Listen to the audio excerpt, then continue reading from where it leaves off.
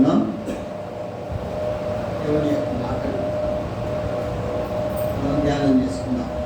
దేవుని యొక్క మాటలను ఈ ఆరాధన దినం, పరిశుద్ధ దినం, దేవుడు మనతో మాట్లాడడానికి ఇష్టపడిన దినం, పరిశుద్ధముగా ఆచరించే దినం. ఈ దినాన్ని జాగ్రత్తగా మరి గమనించి ఆరాధన కొరకు మనం సిద్ధపరిచిన దేవునికి కృతజ్ఞతాస్తుతులు చెల్లించుకొని ఆరాధనకు కావాల్సినటువంటి వాక్యాన్ని ఆయన మనతో మాట్లాడుతుండగా మనం బలపరచబడాలి. యెషయా గ్రంథము 66వ అధ్యాయం. యెషయా గ్రంథము 66వ అధ్యాయం.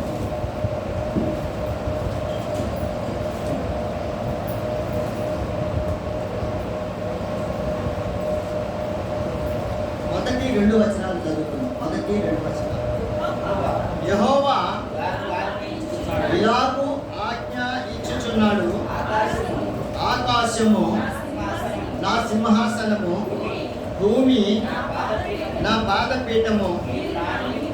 మీరు నా నిమిత్తము కట్టనుద్దేశించిన ఇల్లు ఏ పాటిది?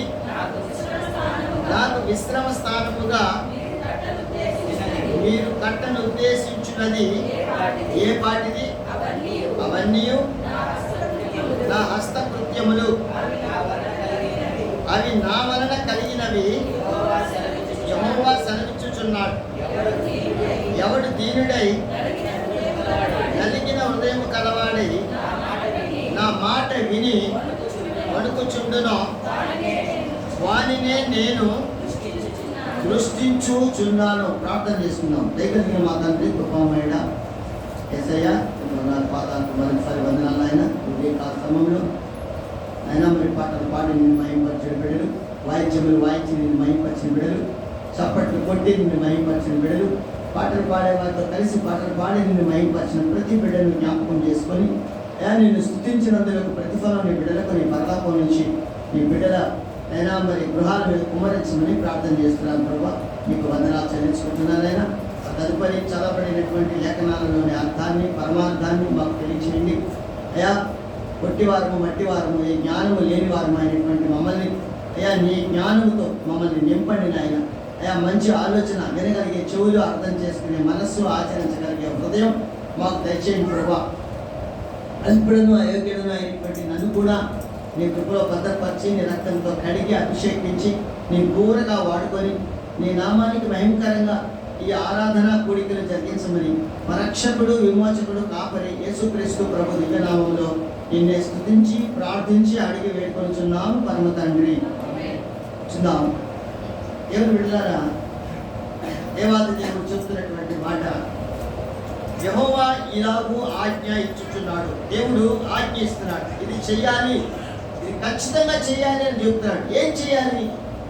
ఆయన చెప్పాడు చేయమని. ఏం చేయాలి? ఏం చేయాలి ప్రభువా అని మనం అడిగితే ఆయన అంటున్నాడు, ఆకాశము నా సింహాసనము, భూమి నా పాదపీఠము. ఆకాశం సింహాసనం అంటే ఆయన, ఈ భూమి వచ్చి పాదపీఠము, కాళ్ళు పెట్టుకునే పీఠం అంటే మన భాషలో పీట అనుకోండి. కాళ్ళు పెట్టుకునే దానికి ఎత్తుగా ఉంటుంది. కాళ్ళు మరీ కిందకి పెట్టకుండా భూమి మీద పీఠం పెడతారనమాట. ఒక మరి పీట అంటారు కదా, మనం పీట పెడతాం. ఆ పీట లాంటిదే పీఠం అంటే. అదే ఉంటుంది ఆయనకి. ఈ భూమి ఆయనకి పాద పీఠం అంటండి. భూమి మీద కాళ్ళు పెడతారంట. సింహాసనం ఆకాశం సింహాసనం.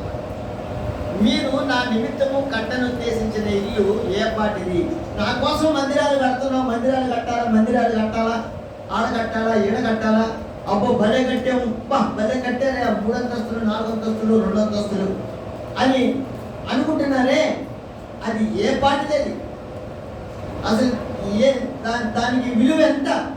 దానికి విలువేం లేదు అని అంటూ, నాకు విశ్రమ స్థానముగా మీరు కట్టను ఉద్దేశించినది ఏ పాటిది?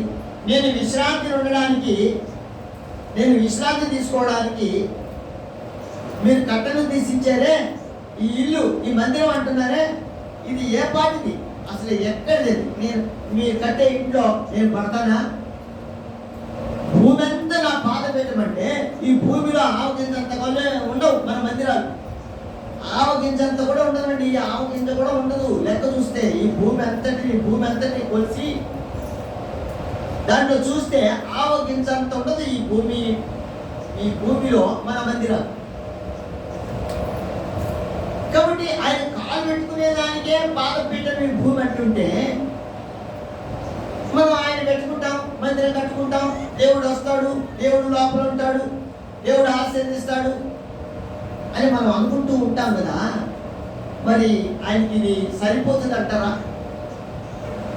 మందిరం కట్టామని అందరూ చెప్పుకుంటూ గొప్ప చెప్పుకుంటూ యూట్యూబ్లో పెట్టుకుంటూ మా మందిరం చూడు అని అంటూ ఉంటారే. ఈ మందిరాలు ఏ పార్టీకి అసలు ఆయన ఉండడానికి సరిపోతాయా? మామూలుగా లెక్క చూస్తే లెక్కలంటే కొన్ని లెక్కలు ఉంటాయి. ఒక ఆయన లెక్కలు అడుగుతా పిల్లలు అడుగుతారు, ఒరే చెట్టు మీద 100 కాకులు ఉన్నాయినా, తుపాకీతో ఒకదాన్ని కాల్చాడు, ఒకటి గురిపెట్టి కాల్చాడు, ఆ 100 కాకులు వైపు పెట్టి ఒకదానికి ఏమో తగిలింది, మిగతా ఎన్ని ఉంటాయి అంటే వాడు ఏమంటాడు? ఒకదాన్ని కాల్చాడు, ఇంకెన్ని ఉంటాయి? లెక్క ప్రకారం అయితే 99 ఉంటాయి, అక్కడే ఉంటాయా? అని కానీ అన్నీ వెళ్ళిపోతాయి అక్కడ కదా. లెక్కలో మాత్రమే అది. నిజానికి చూస్తే నిజానికి అక్కడే ఉండవు. టక్ అనగానే సౌండ్కే వెళ్ళిపోతాయి అక్కడ అన్నీ. కానీ అయ్యవారు అడిగిన లెక్కలకి ఏం చెప్తాడు? ఒకదానికి తగిలితే ఒకదానికి కొట్టాడా, ఇంకెన్ని ఉంటాయంటే 99 అంటాడు. ఆ ఒకటి కూడా ఉంటుందంటే అది కూడా సౌండ్ అనగానే వెళ్ళిపోతుంది. అది లెక్క ప్రకారం దాన్ని తగిలిందని, లెక్క ప్రకారం 99 ఉన్నాయని అనుకొని లెక్క చెప్పుకోవాల్సిందే. నిజానికి ప్రాక్టికల్గా చూసుకుంటే అక్కడ ఏముండవండి, ఆ సౌండ్కే ఉండవు. మంది కూడా అంతే. ఆయన ఆకాశం అంతకన్నా ఆకాశం ఏంటి? సింహాసనం అంటే కూర్చునేదంట. మనకి కుర్చీ వేసాం, కుర్చీలో కూర్చుంటాం. దానికన్నా పైన ఉంటామా, మనం కింద ఉంటామా? మన బాడీ కూర్చునే ఆ కుర్చీలో కూర్చుంటే ఆ కుర్చీ కన్నా వెనకాల ఆగుతున్న కన్నా పైకే ఉంటుంది మన బాడీ కదా. మరి ఆయన కూర్చునే ఆ సింహాసనమే ఆకాశం అంత అంటే ఇంకా ఆయన ఎంత ఉంటాడు? ఆయన్ని తీసుకొచ్చి ఈ మందిరంలో పెడతామా మరి? ఏమంటే అయ్యప్పనేనా? ప్రాక్టికల్గా ఆలోచన చేసుకుంటే అయ్యప్పనేనా? ప్రాక్టికల్గా కాదు. ఆయన తీసుకురాలేము. కానీ మనం ఏమనుకుంటాం? మందిరాలు కట్టుకుంటాం. మందిరాలు కట్టుకునేది అనేక మంది కూడుకొని వర్షానికి, ఎండకి, వాటికి తగలకుండా కూర్చోవడానికి మాత్రమేనండి ఈ మందిరాలు ఈ కట్టుకునేది. యేసుక్రీస్తు ప్రభువు వారు మత్తయి సువార్త 5వ అధ్యాయం, 6వ అధ్యాయం, 7వ అధ్యాయంలో కొండ మీదకి తీసుకెళ్ళాడు. ఆయన ఎక్కడ తీసుకెళ్ళాడు? అరణ్యం అని రాస్తుండేది కొండ మీద. ఈ 3 అధ్యాయాలు అక్కడ రాయబడ్డాయి. అక్కడ ఎంత పెద్ద మందిరం ఉంది? దాదాపు ఎంతమంది? 10,000 అంట. 5,000 మంది పురుషులు లెక్కేస్తారు. 5,000 మంది పురుషులు, ఇంకా స్త్రీలు, ఇంకా పిల్లలు, ఇంకా పెద్దలు, ఇంకా దానికి ముందే బాగుపడిన వారు ఎంత ఉన్నారు కదా. వాళ్ళందరూ వచ్చి ఉంటారు కదా.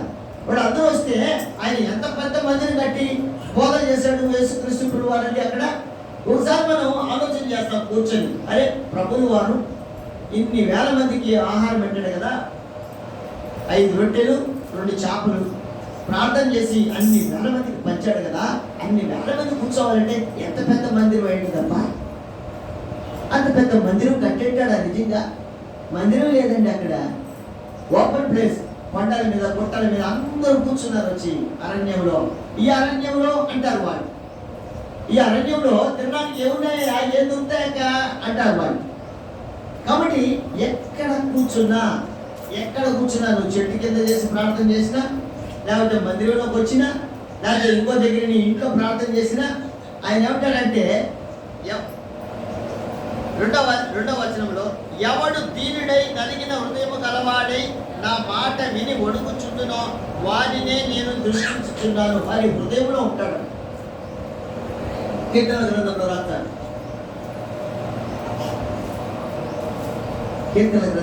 హృదయంలో ఉండే దేవుడు ఆయన. హృదయాన్ని పడతాడంట ఆయన. చూడండి ఎంత తగ్గింపు స్వభావం ఆయన. ఎవరికి విరిగి నలిగిన హృదయం. మందిరాలు కాదు మన ముఖ్యం, ఆయన మాట ముఖ్యం. ఏం ముఖ్యం? మాట ముఖ్యం, మందిరం కాదండి ముఖ్యం. అయితే మందిరం వద్దా? మందిరానికి రాకూడదా? రావాలా.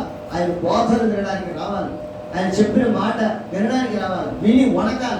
ఎవరైతే వణుకుతుంటారో ఆయన మాట విని వారందరినీ ఆయన దృష్టించుచున్నాను. నేను వాళ్ళ వైపు చూస్తూ ఉన్నాను, నేను వాళ్ళనే చూస్తున్నాను.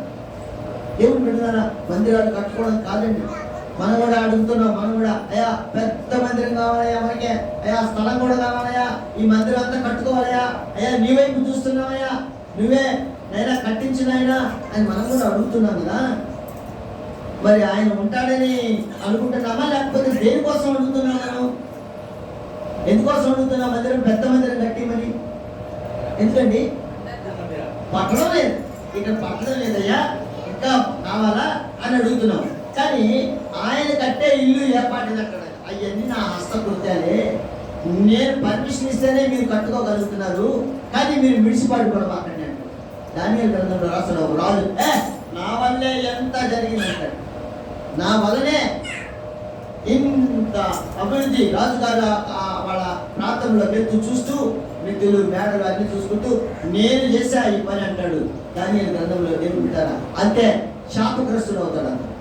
అంటే దేవుడు అనుమతిస్తేనే మనం ఏదైనా చేయగలుగుతాం. ఏ పనైనా సరే దేవుడు అనుమతిస్తేనే చేయగలుగుతామండి. మన సొంత ఐడియాలజీ దేనికి పనికి రాదు. పెద్ద మందిరం కట్టుకున్నాను, ఆయన ఆకాశం అంతా, ఆకాశమే పాత సింహాసనం అన్నాడు, ఆయన భూమి పాత పీఠం అన్నాడు. ఇంకా ఆయనకి మందిరం కట్టి నేను మందిరం కట్టా అంటారే. అసలు ఏమని అర్థం చేసుకోవాలి వాళ్ళని? దేవుడు బిడ్డలారా, దేవుడికి కడుతున్నారా? దేవుడికి కాదు మందిరం, అది దేవునికి హృదయంలో కట్టాలా. అందుకే నిర్గమాకాండంలో అంటాడు, మీరు మట్టి బలిపీఠములు కట్టండి అంటాడు. చూడండి అన్నమాట, నిర్గమాకాండం 20వ అధ్యాయం.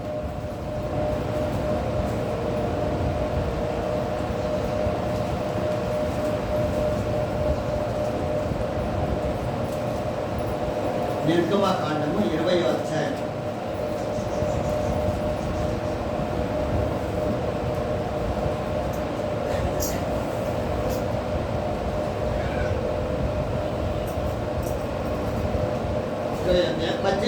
నుంచి చదువుకున్నాను. ప్రజలందరూ ఆ ఉరుములు, ఆ మెరుపులు, ఆ బూరధ్వనియు, ఆ పర్వత ధూమమును చూచి భయపడి తొలగి దూరముగా నిలిచి మోషేతో ఇట్లనిది, నీవు మాతో మాట్లాడుము, మేము విందుము. దేవుడు మాతో మాట్లాడిన ఎడల మేము చనిపోవుదుము. అందుకు మోషే, భయపడకుడి, మిమ్ము పరీక్షించుటకును మీరు పాపం చేయకున్నట్లు ఆయన భయము మీకు కలుగుటకును దేవుడు ఏం చేస్తానని అక్కడికి రమ్మన్నాడు అందరినీ. ఆయన ఎక్కడికి రమ్మన్నాడు? కొండ దగ్గరికి రమ్మన్నాడు. వచ్చిన తర్వాత అక్కడ ఆయనతో మాట్లాడుతున్నాడు, అందరినీ పరిశుద్ధంగా ఉండమని 19వ అధ్యాయంలో చెప్తాడు. ఇదిగో 19వ అధ్యాయంలో చూడండి, 19వ అధ్యాయం 1-2 వచనాలు. ఎక్కడున్నాడో, ఎక్కడికి రమ్మన్నాడో, ఏం చేయమన్నాడో అక్కడ రాస్తాడు. చూడండి, ఇశ్రాయేలు ఐగుప్తు దేశము నుండి బయలుదేరిన 3వ నెలలో, వారు బయలుదేరిన నాడే 3వ నెల ఆరంభ దినమందే వారి సీనాయి అరణ్యమునకు వచ్చిరి. వారు రెఫీదీము నుండి బయలుదేరి సీనాయి అరణ్యమునకు వచ్చి ఆ అరణ్యమందు దిగిరి. అక్కడ ఆ పర్వతము ఎదుట ఇశ్రాయేలీయులు చూడండి, సీనాయి పర్వతం దగ్గరికి వచ్చారు, అక్కడ ఉన్నారు. అక్కడ ఉంటే దేవుడు ఏమన్నాడంటే 7వ వచనం చూద్దాం, లేకపోతే 5వ వచనం నుంచి చదువుకుందాం. కాగా మీరు నా మాట శ్రద్ధగా విని నా నిబంధనను అనుసరించి నడిచిన ఎడల మీరు సమస్త దేశ జనులలో నాకు స్వకీయ సంపాద్యం మగుదురు. సమస్త భూమియు నాదే కదా, నాకు యాజక రూపకమైన రాజ్యముగాను పరిశుద్ధమైన జనముగాను ఉందురని చెప్పుము. నీవు ఇశ్రాయేలీయులతో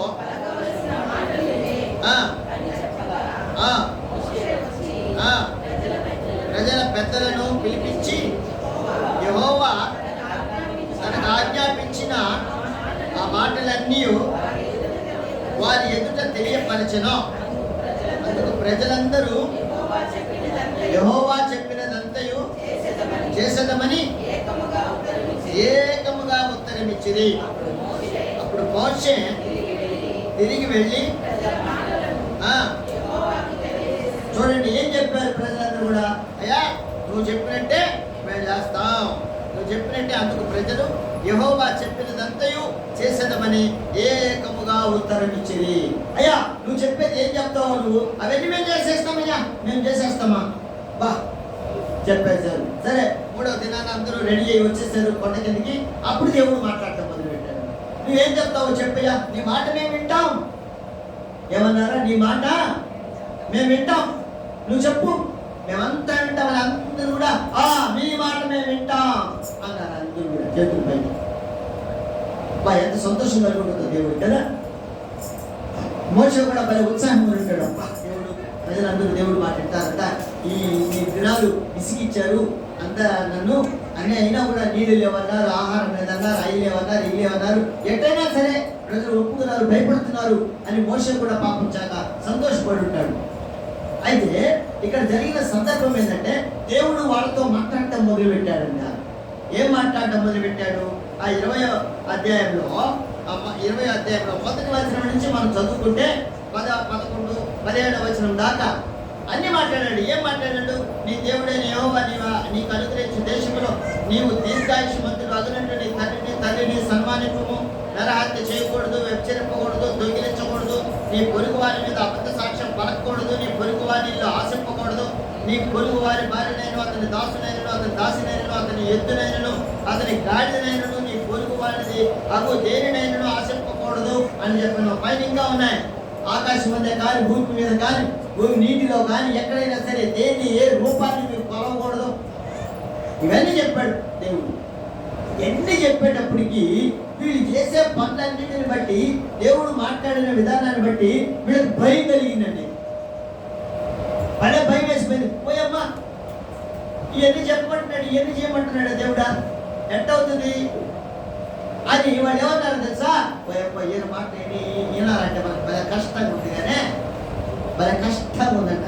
అందుకనే 18వ వచనంలో ఆ ప్రజలందరూ ఆ ఉరుములు, ఆ మెరుపులు, ఆ బోర ధ్వనిలు, ఆ పర్వత ధూమమును చూచి, పర్వత ధూమం దుమ్ములేస్తుందంట అక్కడ ఆయన మాటలు. అది అలా కనబడుతుంది. ఉరుములు మెరుపులు అంట ఏంటంట? దేవుని మాట మనకు అలాగే వినపడుతుందండి. నువ్వు తాగొద్దు అని అనుకో అనుకుంటారు. అదొక ఉరుము లాంటిది దేవుడు.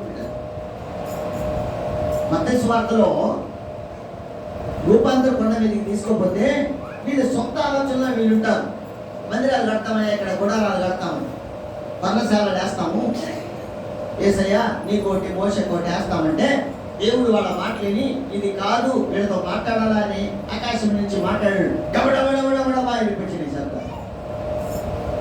డబా అని వెళ్ళిపోయాడు. అందరూ గోళ్ళ పడ్డారంట. ఏంది ఉరుములు పడుతున్నాయి పైన. ఆ ఉరుములు పడేది ఏందో తెలుసా? ఉరుములు కాదవి ఆయన మాటలు. ఏందో తెలుసా? ఈయన నా ప్రియ కుమారుడు, ఈయన ఎందు నేను ఆనందిస్తున్నాను, ఈయన మాట వినండి అంతే. ఆయన మాట వినండియా, నా ప్రియ కుమారుడు ఆయన పంపించండి ఈ లోకానికి, ఆయన మాట వినండి, మీ సొంత ఆలోచన కాదని చెప్పాడు. ఉరుములు మెరుపులు అంట. ఇక్కడ కూడా ఉరుములు మెరుపులు దమదమదమదమ ఆ మాటలన్నీ అలాగే ఉంటాయి. దేవుడు చెప్పే ప్రతి మాట మనం చేస్తూ ఉంటాము. అది చేయకూడదు అని ఎప్పుడు అంటాడో ఎదురు తిరుగుతాం మనం. ఒక్కోసారి మనుషులుగా అయితే ఎదురు తిరుగుతా, ఏ నువ్వు చేయలా అంటాం. దేవుడిని అడగలుగుతామా? దేవుడు బిడ్డారా, ఇక్కడ చెప్పిన ఆ మాటలన్నిటినీ వీళ్ళకి అన్ని చేస్తూ ఉన్నారు. ఇవన్నీ చేస్తున్నారు కాబట్టి దేవుడు వాళ్ళని హెచ్చరిస్తే, గద్దించినప్పుడు ఏమన్నారు వాళ్ళు? అయ్యో మోషే ఆయనతో పని కాదు కానీ అదే అంటున్నారు. మోషే ఆ ధ్వనియు ఆ పర్వత దూరమును చూసి భయపడి తనకి దూరంగా నిలిచి మోషేతో ఇట్లనిది, మోషేతో మాట్లాడారంట. ఓ అమ్మాయి ఈ మాటని గురింటారు. అట్ట కాదులే మోషే, నువ్వు చెప్పులే నిన్నైతే మేము ఏదో ఒకటి ఎదిరించవచ్చు. ఏంటంట ఆయనైతే ఏది మోషే నేను లేవు, ఏది ఇక్కడ తీసుకొచ్చావు అన్నారు. మొట్టమొదట ఆ ఐగుప్తు నుంచి బయలుదేరి వచ్చినప్పుడు ఎర్ర సముద్రం దగ్గర ఏదయ్యా మోషే భలేవాడివే, తీసుకొచ్చావు ఇక్కడికే, సమాధులు లేవనే, సమాధుల తోట ఏమైనా కట్టించడానికి తీసుకొచ్చా మమ్మల్ని అందరినీ ఇక్కడికే అని ఎదురు తిరిగాడు. అట్ట ఎదురు తిరగచ్చు మోషే మీదకైతే, ఎదురు తిరగచ్చు అని వాళ్ళు, మోషే నువ్వు మాట్లాడు, నువ్వు చెప్పు, ఏదైనా ఉంటే నువ్వు చెప్పు, మేము వింటామా? ఆయనతో కాదా ఆ ఉరుములు ఆ మెరుపులు ఏంటా, అవన్నీ ఏంది అసలు, ఆ మాటలు ఏందయా, ఎట్లా చేయగలుగుతామా మేము? అవన్నీ చేసే పనేనా? దేవుడు చెప్పిన ప్రతి మాట చేయడానికి మాకు ఎక్కడుందయా? మేము ఎలా చేయగలుగుతాం? మేము లోకంలో జీవిస్తున్నాం కదా, లోకాశలు, రాగుడు, వ్యభిచారము, దొంగతనము, ఏం చెప్పాడా, ఏమి చేయకూడదు అనేది అన్నీ మేము చేస్తున్నాం కదా. అది కుదిరే వాళ్ళేనా? మాకు ఎవరు ఇస్తారు, ఎవరు చేస్తారు? ఇక్కడ ఈ పనులను చేయొద్దు అంటున్నాడు ఆ దేవుడు. అవి వద్దులే కానీ నువ్వు చెప్పులే, నువ్వేమైనా చెప్పు, మేము వింటాం. అది మోషే, నీవు మాతో మాట్లాడము, మేము విందుము, దేవుడు మాతో మాట్లాడిన ఎడల మేము చనిపోదుము. చూడండి, దేవుడు మాట్లాడుతుంటే చచ్చిపోతామా నువ్వు? ఏంటంట అంటే ఉంటాయండి దేవుడు గద్దింపులు అంటే ఉంటాయి. ఒక మాట మనల్ని ఎట్లంటే పొడిచినట్టుగా ఉంటుంది. ఎటువంటిది? దేవుని వాక్యం అంటే రెండంచులు వాడి కదా బలమైన కట్టం, మామూలు కట్టం కాదు, రెండంచులు వాడి కలిగింది అనమాట. ఏ పక్కైనా సరే నేను లోపలికి దూరి గందరగోళం చేసేసి నీ హృదయంలో బయటకు వచ్చేస్తుంది, పాపాన్ని అంతా తీసుకుని లోపల నుంచి. అది వాక్యం ఉండే ప్రత్యేకత ఏంటంటే లోపలికి వెళ్ళిపోద్ది, హృదయంలోకి వెళ్ళిపోద్ది. ఏది చెడుందో అదంతా గెలికేస్తుంది, మొత్తం చేసి తీసుకొని వస్తుంది. అయితే ఆ వాక్యాన్ని నువ్వు లోపలికి పంపించుకునే ప్రయత్నం నువ్వు చేస్తున్నావా? అదేమో వెళ్తుంది, మేము చస్తామా అంటున్నాడు. చస్తామా? మేమా చెయ్యమా? చచ్చిపోతాం. అదే కదా దేవుడు ఏదైనా మనం చెప్పింది వాళ్ళకి, నా మాట వినకపోతే పండు తిన్నారంటే మీరు చస్తారన్నాడు. ఇక్కడ కూడా అదే వాళ్ళు అంటున్నారు, మేము చస్తాం నీ మాట వింటే, ఆయన మాట్లాడే మాటలు వింటే మేము చస్తాం అంటే ఇంక చచ్చిపోతాం. మేము చెప్పేస్తాడు ఆయన, మేము వినడం లేదు కదా మాట్లాడి. ఆయన చెప్పిన ఏం చెప్పినా మేము వినడం లేదు కదా. అవి చేస్తున్నామే, నువ్వు వద్దన్న పని మేము చేస్తున్నామే, అందుకే మేము చచ్చిపోతాం అంటున్నారు వాళ్ళు. ఏమి వింటారా? మనం కూడా అయ్యా నీ మాట నువ్వు మాతో మాట్లాడు, లేకపోతే మా పరిస్థితి ఎలా ఉంటుందో అని మనం కూడా దేవుడి దగ్గర పశ్చాత్తాపడాలి. దేవుడు వింటారా? హృదయంలో కట్టాలా ఆయన, ఆ వాక్యం హృదయంలో ఉండాలా. హృదయంలోకి వెళ్ళిపోతే హృదయపు అంతరంగాలు నెరిగిన దేవుడు హృదయంలోకి వెళ్ళి కీళ్ళు అంటాడు, లోపలికి వెళ్ళిపోయి నరాల్లోకి వెళ్ళిపోవాలి. ఆ వాక్యం వెళ్ళిపోతే లోపల ఉండే మస్తు మరి అంతా కూడా బయటకు వచ్చేస్తుంది చిమ్ముకొని. వాళ్ళు బోరింగ్ చేస్తారు, బోరింగ్ చేసేటప్పుడు కొత్త ఉంటారా, ఒక్కసారి చిమ్ముతాయంట పైకి, నీళ్ళు పుష్పలు వస్తాయంట పైకి. ఏంటంటే అప్ప నీళ్ళు వచ్చాయని చప్పట్లు కొట్టుకుంటూ ఉంటారంటే. కాబట్టి అలాగా లోపలికి వెళ్ళిపోతే దేవుని వాక్యం మన హృదయపు అంతరంగాల్లోకి వెళ్ళిపోతే చిమ్మాలి బయటికి, పాపం అంతా బయటికి వచ్చేయాలి. నరాల్లో పేరుకుపోయింది, అది రాదు. లోపల ఎక్కడో ఉంటుంది అనమాట. పిల్లకాయలకి పాల డబ్బాలు కడతా ఉంటారు, పాలు పోసిస్తే వాళ్ళు పాలు తాగుతారు పిల్లలు పాల డబ్బాల్లో. తాగిన తర్వాత వాళ్ళు ఆ బాటిల్ పక్కన పడేస్తే ఆ బ్రష్ చేసి కొడతారు, దాన్ని బ్రష్ చేసి కొడతా ఉన్నారు. లోపలంతా పేరుకోపోయింది ఆ పాలు, ఆ మీగడ అదంతా కూడా బ్రష్ చేసి కొడతారు దాన్ని బాగా లోపల. అంటే దాంతోనే మళ్ళా పోస్తే కడుపు ఇబ్బందికి వస్తుంది కదా, కడుపు చెడిపోదు, జబ్బులు వస్తాయి. అందువల్ల ఆ బ్రష్ చేసి కొడతారు, లోపలికి వెళ్ళిపోతుంది. ఆ బ్రష్ని పంపించి లోపలికి దాన్ని పెట్టుకొని బాగా కడగతారు, రుద్ది మళ్ళీ తీసి మళ్ళీ నీళ్ళు పోసి మళ్ళీ చెలపట్టి మళ్ళీ పోస్తారు. అలాగ పోవాలి, అలాగ రావాలి. లోపలికి కీళ్ళలోకి వెళ్ళిపోతాయి. మన కార్యాలు, శరీర కార్యాలన్నీ లోపలికి వెళ్ళిపోతాయి. శరీరంలో దాంకొని ఉంటాయంటాయి. పోలీసు వాళ్ళు వస్తుంటే దొంగలు ఆ మూలలో చీకట్లలో దాంకుంటా అట్లా దాంకొని ఉంటాయి శరీర కార్యాలు ఉంటాయి. నేను ఎందుకు చెప్తున్నానంటే మందిరంలో లేడు ఆయన, మన హృదయంలో ఉండడానికి ఇష్టపడుతున్నాడు. హల్లెలూయా. మరి ఇష్టపడే ఆయన్ని మురికితో ఉంచుతామా హృదయంలో? మురికి కట్టిన మన శరీరాన్ని, పాడైపోయిన శరీరాన్ని ఆయన రామయ్య మా హృదయంలో కంటే వస్తాడా? అందుకే ఆయన మాట విని ఆ మాటను అర్థం చేసుకొని మనలో ఎక్కడ కీళ్ళలో లోపల నరాల్లో ఎక్కడ ఇరుకొని ఉన్నాయో ఇంకా అవన్నిటిని బయటికి లాగాలంట దేవుడు. అది అంటే లోపల ఉందిలే, అది పైన నేను ఉండాలి, అయ్యా నువ్వు కూర్చునేది బాగానే ఉందిలే, మిగతా అంట అది మురికి గుడ్డ కట్టేస్తాను. పెళ్ళిళ్ళప్పుడు మామూలుగా ఏంటంటే పెళ్ళిళ్ళు జరుగుతూ ఉంటాయి, మధ్యలో స్టేజ్ చేస్తారు, చుట్టూ తయారడతారా బురదలు బర్రీలు అక్కడంతా ఉంటాయి, బర్రీలు ఉంటాయి, ఎంత ఉంటాయి, కాలం ఉంటుంది, చెత్త ఉంటుంది, అదంతా ఉంటుంది చుట్టుపక్కలంతా. కానీ ఈ మధ్యలో స్టేజ్ చేసి చుట్టూ తయారడతారా కూడా కట్టేస్తారు, కట్టను వైట్ ఉండదు. బా చూడడానికి బా అంత మంచి ప్లేసు అనుకుంటామా అనుకోమా? కుర్చీలు వేసేసి కింద పట్టేసి కుర్చీలు వేసేసి ఆ కుర్చీలకి వేసిన కుర్చీలకి స్పాంజీ టైప్లో వేసేసి మంచి మంచి కుర్చీలు వేసేసి అడంతా చేసేసి ఇది తీసుకొని ఆ స్ప్రే వేసేసి మొత్తం స్ప్రే చేసేసి అంతా మంచి గుమ్మలు ఆడుతుంటే ఆ పక్క స్ప్రేలు పెట్టేసి ఎన్ని చేస్తే ఆ ప్లేస్ అంతా ఎట్లుంటుంది అనుకుంటాం మనం. బా పెళ్ళికి చేసేరు ఏమంటారు దాన్ని? అలంకారాన్ని ఏమంటారా ఇంగ్లీష్లో బా సూపర్ డెకరేషన్ చేశారయ్యా. అదే చుట్టుపక్కల సంగతే, ఆ బరీల సంగతే, ఆ బరీలకు పెట్టిన ఈగల సంగతే, చుట్టుపక్కల ఉండే సంగతే, దాని సంగతి ఆలోచన చేయడు దేవుడు పెట్టారా? దాని సంగతి ఆలోచన చేయడు. కీళ్ళల్లో వెళ్ళిపోయింటాయే దేవునికి వ్యతిరేకమైన కార్యాలు నరాల్లోకి వెళ్ళిపోయి కింద ఉంటాయి, వాటి సంగతి ఆలోచన చేయడు. పైకి మాత్రమే ఉంటుంది అనమాట. ప్రార్థన, ఉపవాసం, అబ్బో చాలా ఉంటాయి దేవుని బిడ్డరా. ఇవన్నీ చూసుకుంటాం మనము, భలే ఉంది అనుకుంటాం. ఏది? ఆ స్టేజ్ ప్లేస్ ఉన్నట్టుగా. చుట్టుపక్కల సంగతి దాన్ని కూడా ఆలోచన చేయాలి మనం. అందుకనే వీళ్ళకి ఇవన్నీ చెప్పేటప్పటికి నిర్గమకాండంలో 20వ అధ్యాయంలో దేవుడు వాళ్ళతో మాట్లాడేటప్పటికి వాళ్ళు భయపడిపోయి, అమ్మో నైనా ఇది మా వల్ల కాదయ్యా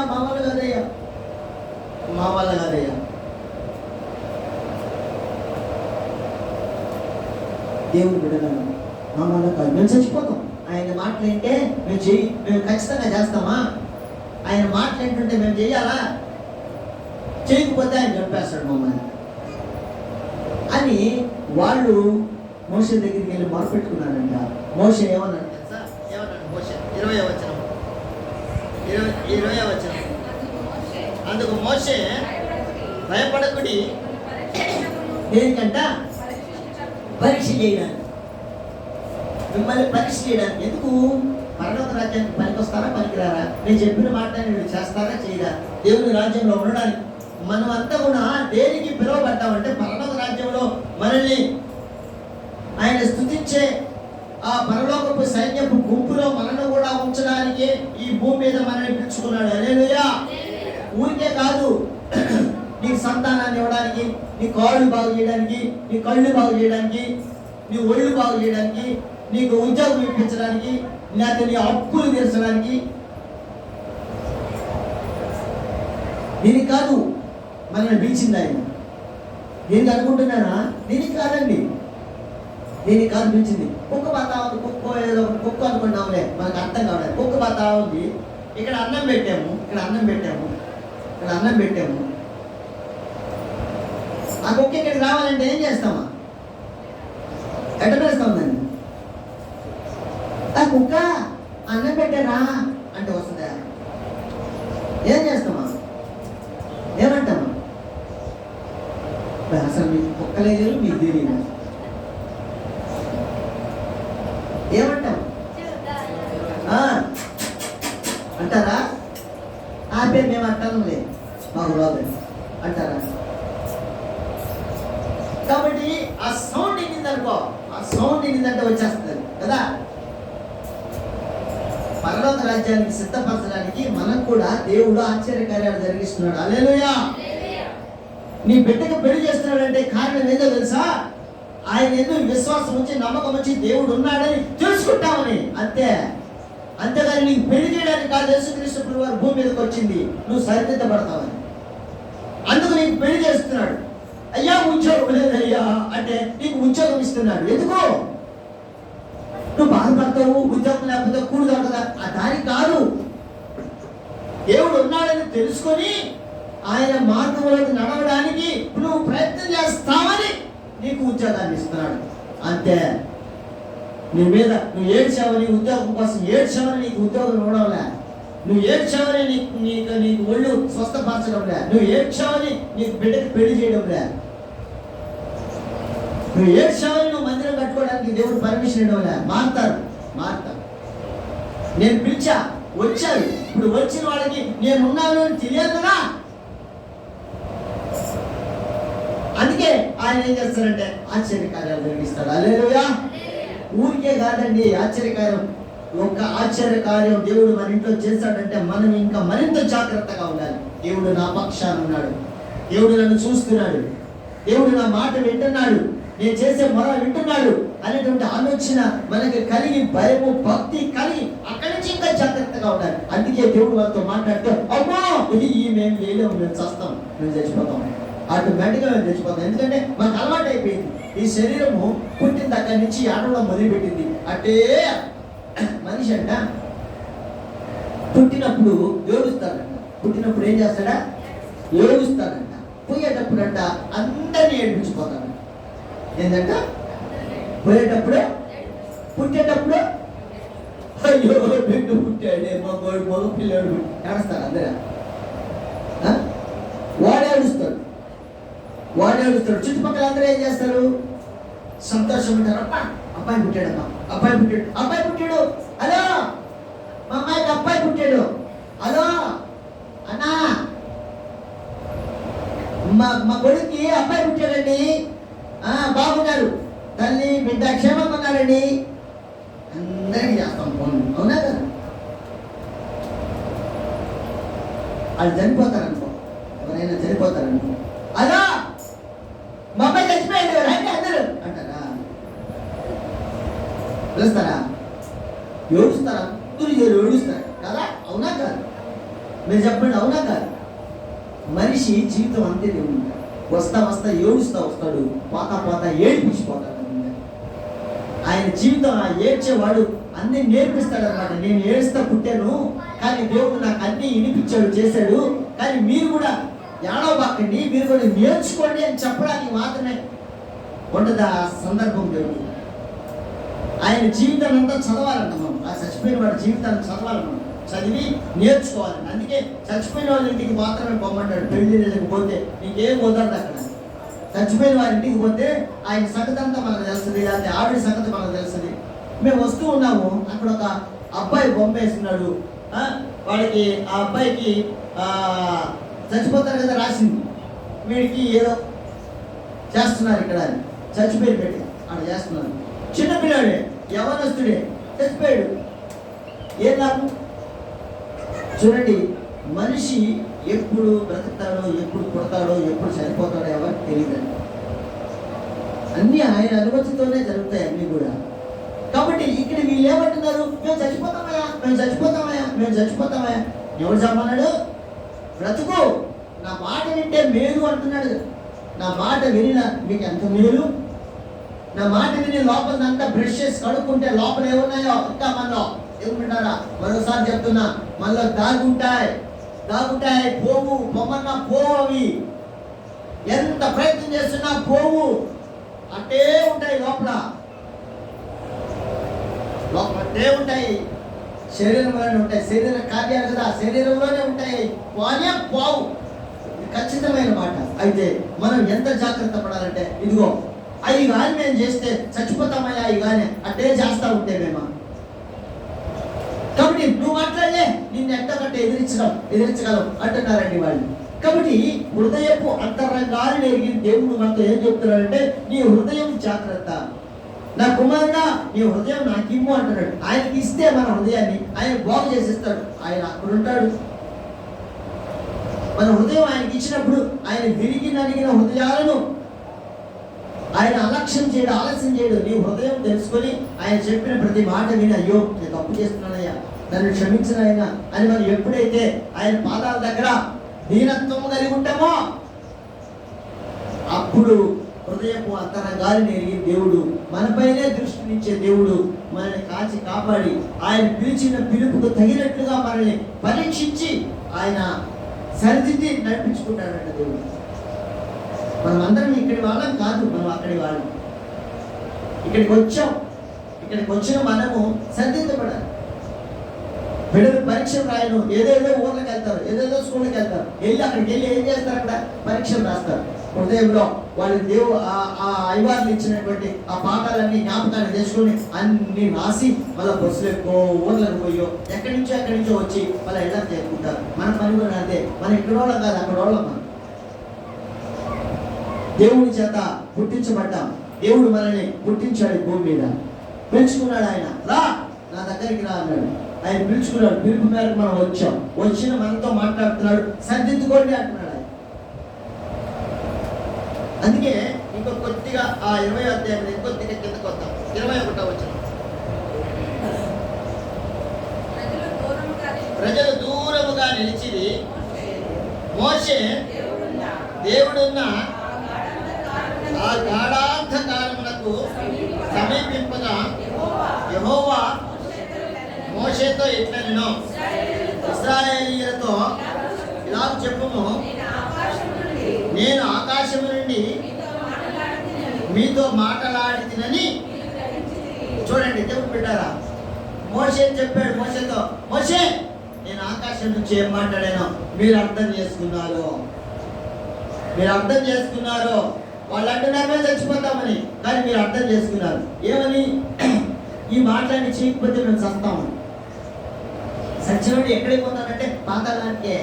దేవుడు మాటలు విని చేయకుండా చనిపోయే వాళ్ళంతా ఎక్కడికి పోతారంటే పాతాళానికే, గుండెలు పోతారు. మాటలు విని చేయకుండా పాతాళానికే. పిలిచిన పిలుపు వ్యర్థమే దేవుడు. అందుకే జాగ్రత్త పడమన్నాడు. ఇంకో మాట అన్నాడు, మీరు నన్ను కొలుచుచు వెండి దేవతను నేను బంగారు దేవతను నేను చేసుకొనకూడదు, మండి బలిపీఠమును నా కొరకు చేసి దాని మీద నీ దహన బలులను, సమాధాన బలులను, నీ గొర్రెలను, నీ ఎద్దులను అర్పింపవలెను. నేను నా నామమును జ్ఞాపకార్థముగా ఉంచు ప్రతి స్థలములోను నీ యొద్దకు వచ్చి. ఇక్కడేం చెప్తున్నాడో తెలుసా? నేను నా నామమును జ్ఞాపకార్థముగా ఉంచు ప్రతి స్థలం. ఇది మందిరం. ఆయన నామానికి జ్ఞాపకార్థంగా ఉంచాడు అంతే. ఇక్కడ ఆయన పట్టడు, ఈ మందిరములో ఆయన పట్టడు, జ్ఞాపకార్థంగా ఉంచాడు. అక్కడికి వచ్చి ఆ సమయంలో ఆ బలులన్నీ కూడా ఆయన ఆగ్రానిస్తాడు ఆకాశంలో. మనం చేసే అర్పించే ప్రతి అర్పణ ఆయనకి చెందుతుంది. న్యాయాధిపతుల గ్రంథంలో రాస్తాడు ఆ మాట. మనోహ ఆయన భార్య చేసుకుంటే అర్పణ అర్పిస్తుంటే దూత వస్తే, అయ్యా నీకే తీసుకో అంటారు.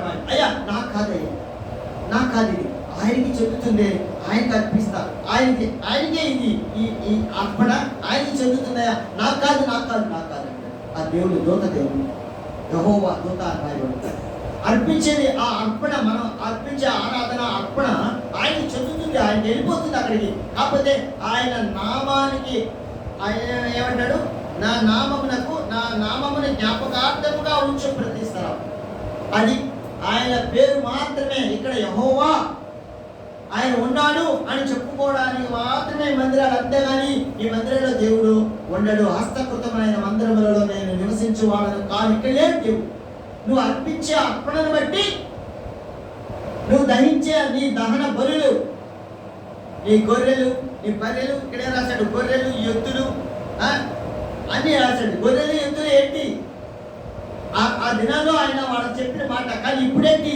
నువ్వు చేసే ప్రతి పని, దేవునికి వ్యతిరేకమైన ప్రతి కార్యం, అవన్నీ కూడా నరికేయాలంట. అన్నింటినీ బలి అంటే నరకడం. నరికి ఆ మంటి బలిపీఠం, ఈ హృదయం అనేటువంటి ఆ అగ్నిలో, మండుతున్నటువంటి అగ్నిది హృదయం మండుతుంది. అక్కడ ఆయన వస్తాడు. అక్కడికి ఆయన వచ్చినప్పుడు ఆ హృదయంలో అగ్నిలో అవన్నీ వేసేయాలంటే తెలుపుకుంటారు. ఏది లోపలికి శరీర కార్యాలన్నీ చొచ్చుకుపోయి ఉన్నాయో. గల్తీ పత్రిక 5వ అధ్యాయంలో రాస్తాడు శరీర కార్యాలు 19వ వచనం నుంచి చూసుకుంటే ఆ కార్యాలన్నిటినీ కూడా నువ్వు ఒకసారి తలుచుకొని, ఈ నిర్గమకాండంలో దేవుడు చెప్పిన ప్రతి పని తలుచుకొని, ఇవన్నీ తలుచుకొని వాటన్నిటినీ నరికేస్తాయా, నేను నరికేస్తున్నానయ్యా, వీటన్నిటినీ అగ్నిలో ఆహుతి చేస్తున్నానయ్యా, ఇది నా మంటి బలిపీఠం, మంటి ఇదే నా శరీరమే మంటి బలిపీఠం ఆయన, ఇందులో నువ్వు ఉన్నావు, ఇందులో వేసేస్తున్నా, నువ్వు ఉన్నావు ఇక్కడ. కాబట్టి నా ఆలోచనలు, నా ప్రయత్నాలు అన్నీ కాదు, నువ్వు చెప్పిన రీతిగా వాటన్నిటిని నరికేస్తున్నాను. ఎద్దులు నరుకుతారు, బర్రెలు నరుకుతారు, కోస్తారు. వాటినన్నింటినీ, ఆ శరీర కార్యాలన్నింటినీ అట్లా కోసి ముక్కలు చేసేసి వాటిలో పడేయాలంట. హృదయపు ఆలోచన ప్రకారంగా మనం నడుచుకోవాలి అంటున్నాడు ఇక్కడ. కాబట్టి అంత పెద్ద దేవుడు ఇంత చిన్న మందిరంలో ఉంటాడంటారా? అబ్బా మందిరాలు కడతా ఉంటే భోజనాలు అందరు మందిరాలు కడతా ఉంటే వీడియోలు తీసి పెడతారు. మా మందిరాలు చూడండి, ఏసీ మందిరాలు, ఏసీ లేని మందిరాలు, గుడిసెలు, రకరకాలు కట్టుకుంటున్నారంటే మందిరాలు. అక్కడ ఉంటాడనే మంటి బలిపీఠంలో ఉంటాడు దేవుడు. మంటి బలిపీఠం, నీ మంటి బలిపీఠం కట్టు, బలిపీఠం కట్టు, అక్కడ ఉంటాను, అక్కడికి వస్తాను.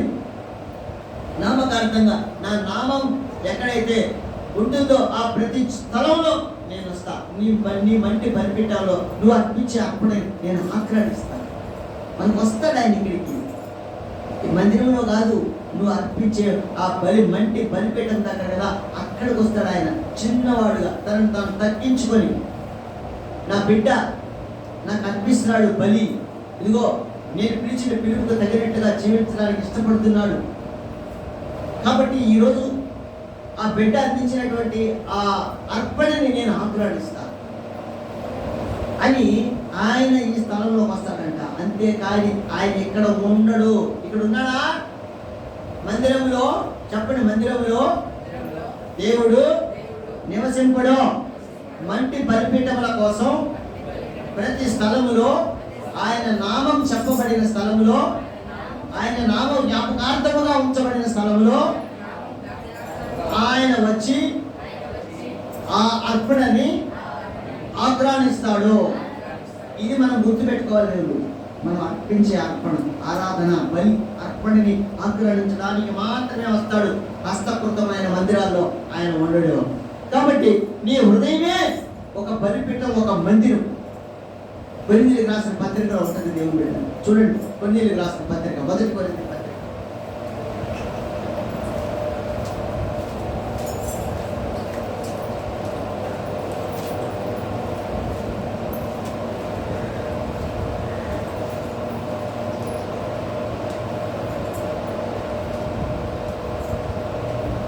కొరింథీయులకు రాసిన 1 పత్రిక 6వ అధ్యాయం 19వ వచనం.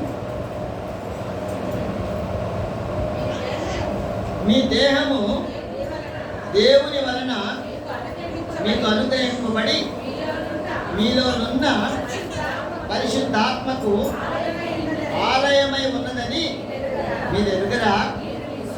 మీరు మీ సొత్తు కారు, విలువ పెట్టి కొనబడిన వారు కనుక మీ దేహముతో,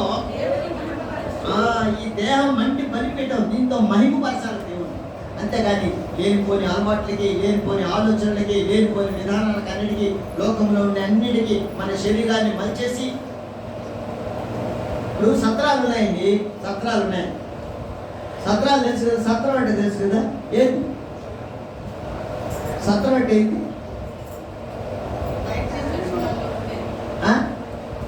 సరే, కళ్యాణ మండపం అంటే ఏంటి? కళ్యాణ మండపం అంటే అది వాటినే సత్రాలు అనేవాళ్ళు. ఇంత ముందు రోజుల్లో సత్రం అంటే అది వేరే, అది పాత రోజుల్లో సత్రాలు. ఆ తర్వాత సత్రాలు అంటే పెళ్లిళ్ళకి ఇచ్చేవాళ్ళు. సత్రం పలానా సత్రం అని రాసేవాళ్ళు. చచ్చిపోయినవాళ్ళు అక్కడే కర్మకాండాలు అని చేసుకునేవాళ్ళు, వాటన్నిటికీ ఇచ్చేవాళ్ళు. దాన్ని కూడా సత్రాలు అంటారు. ఇప్పుడు ఇక్కడ కళ్యాణ మండపాలు అంటున్నాం మనం. ఆ కళ్యాణ మండపంలో వాళ్ళు దేనికి ఇస్తారు? కళ్యాణ మండపం వాడు కావాలా అని పోతారు. పోయినప్పుడు దేనికి ఇస్తారు వాళ్ళు? పెళ్ళికి ఇస్తారు. ఇంకా ఫంక్షన్, ఏం ఫంక్షన్? పుట్టినరోజుకి. ఇంకా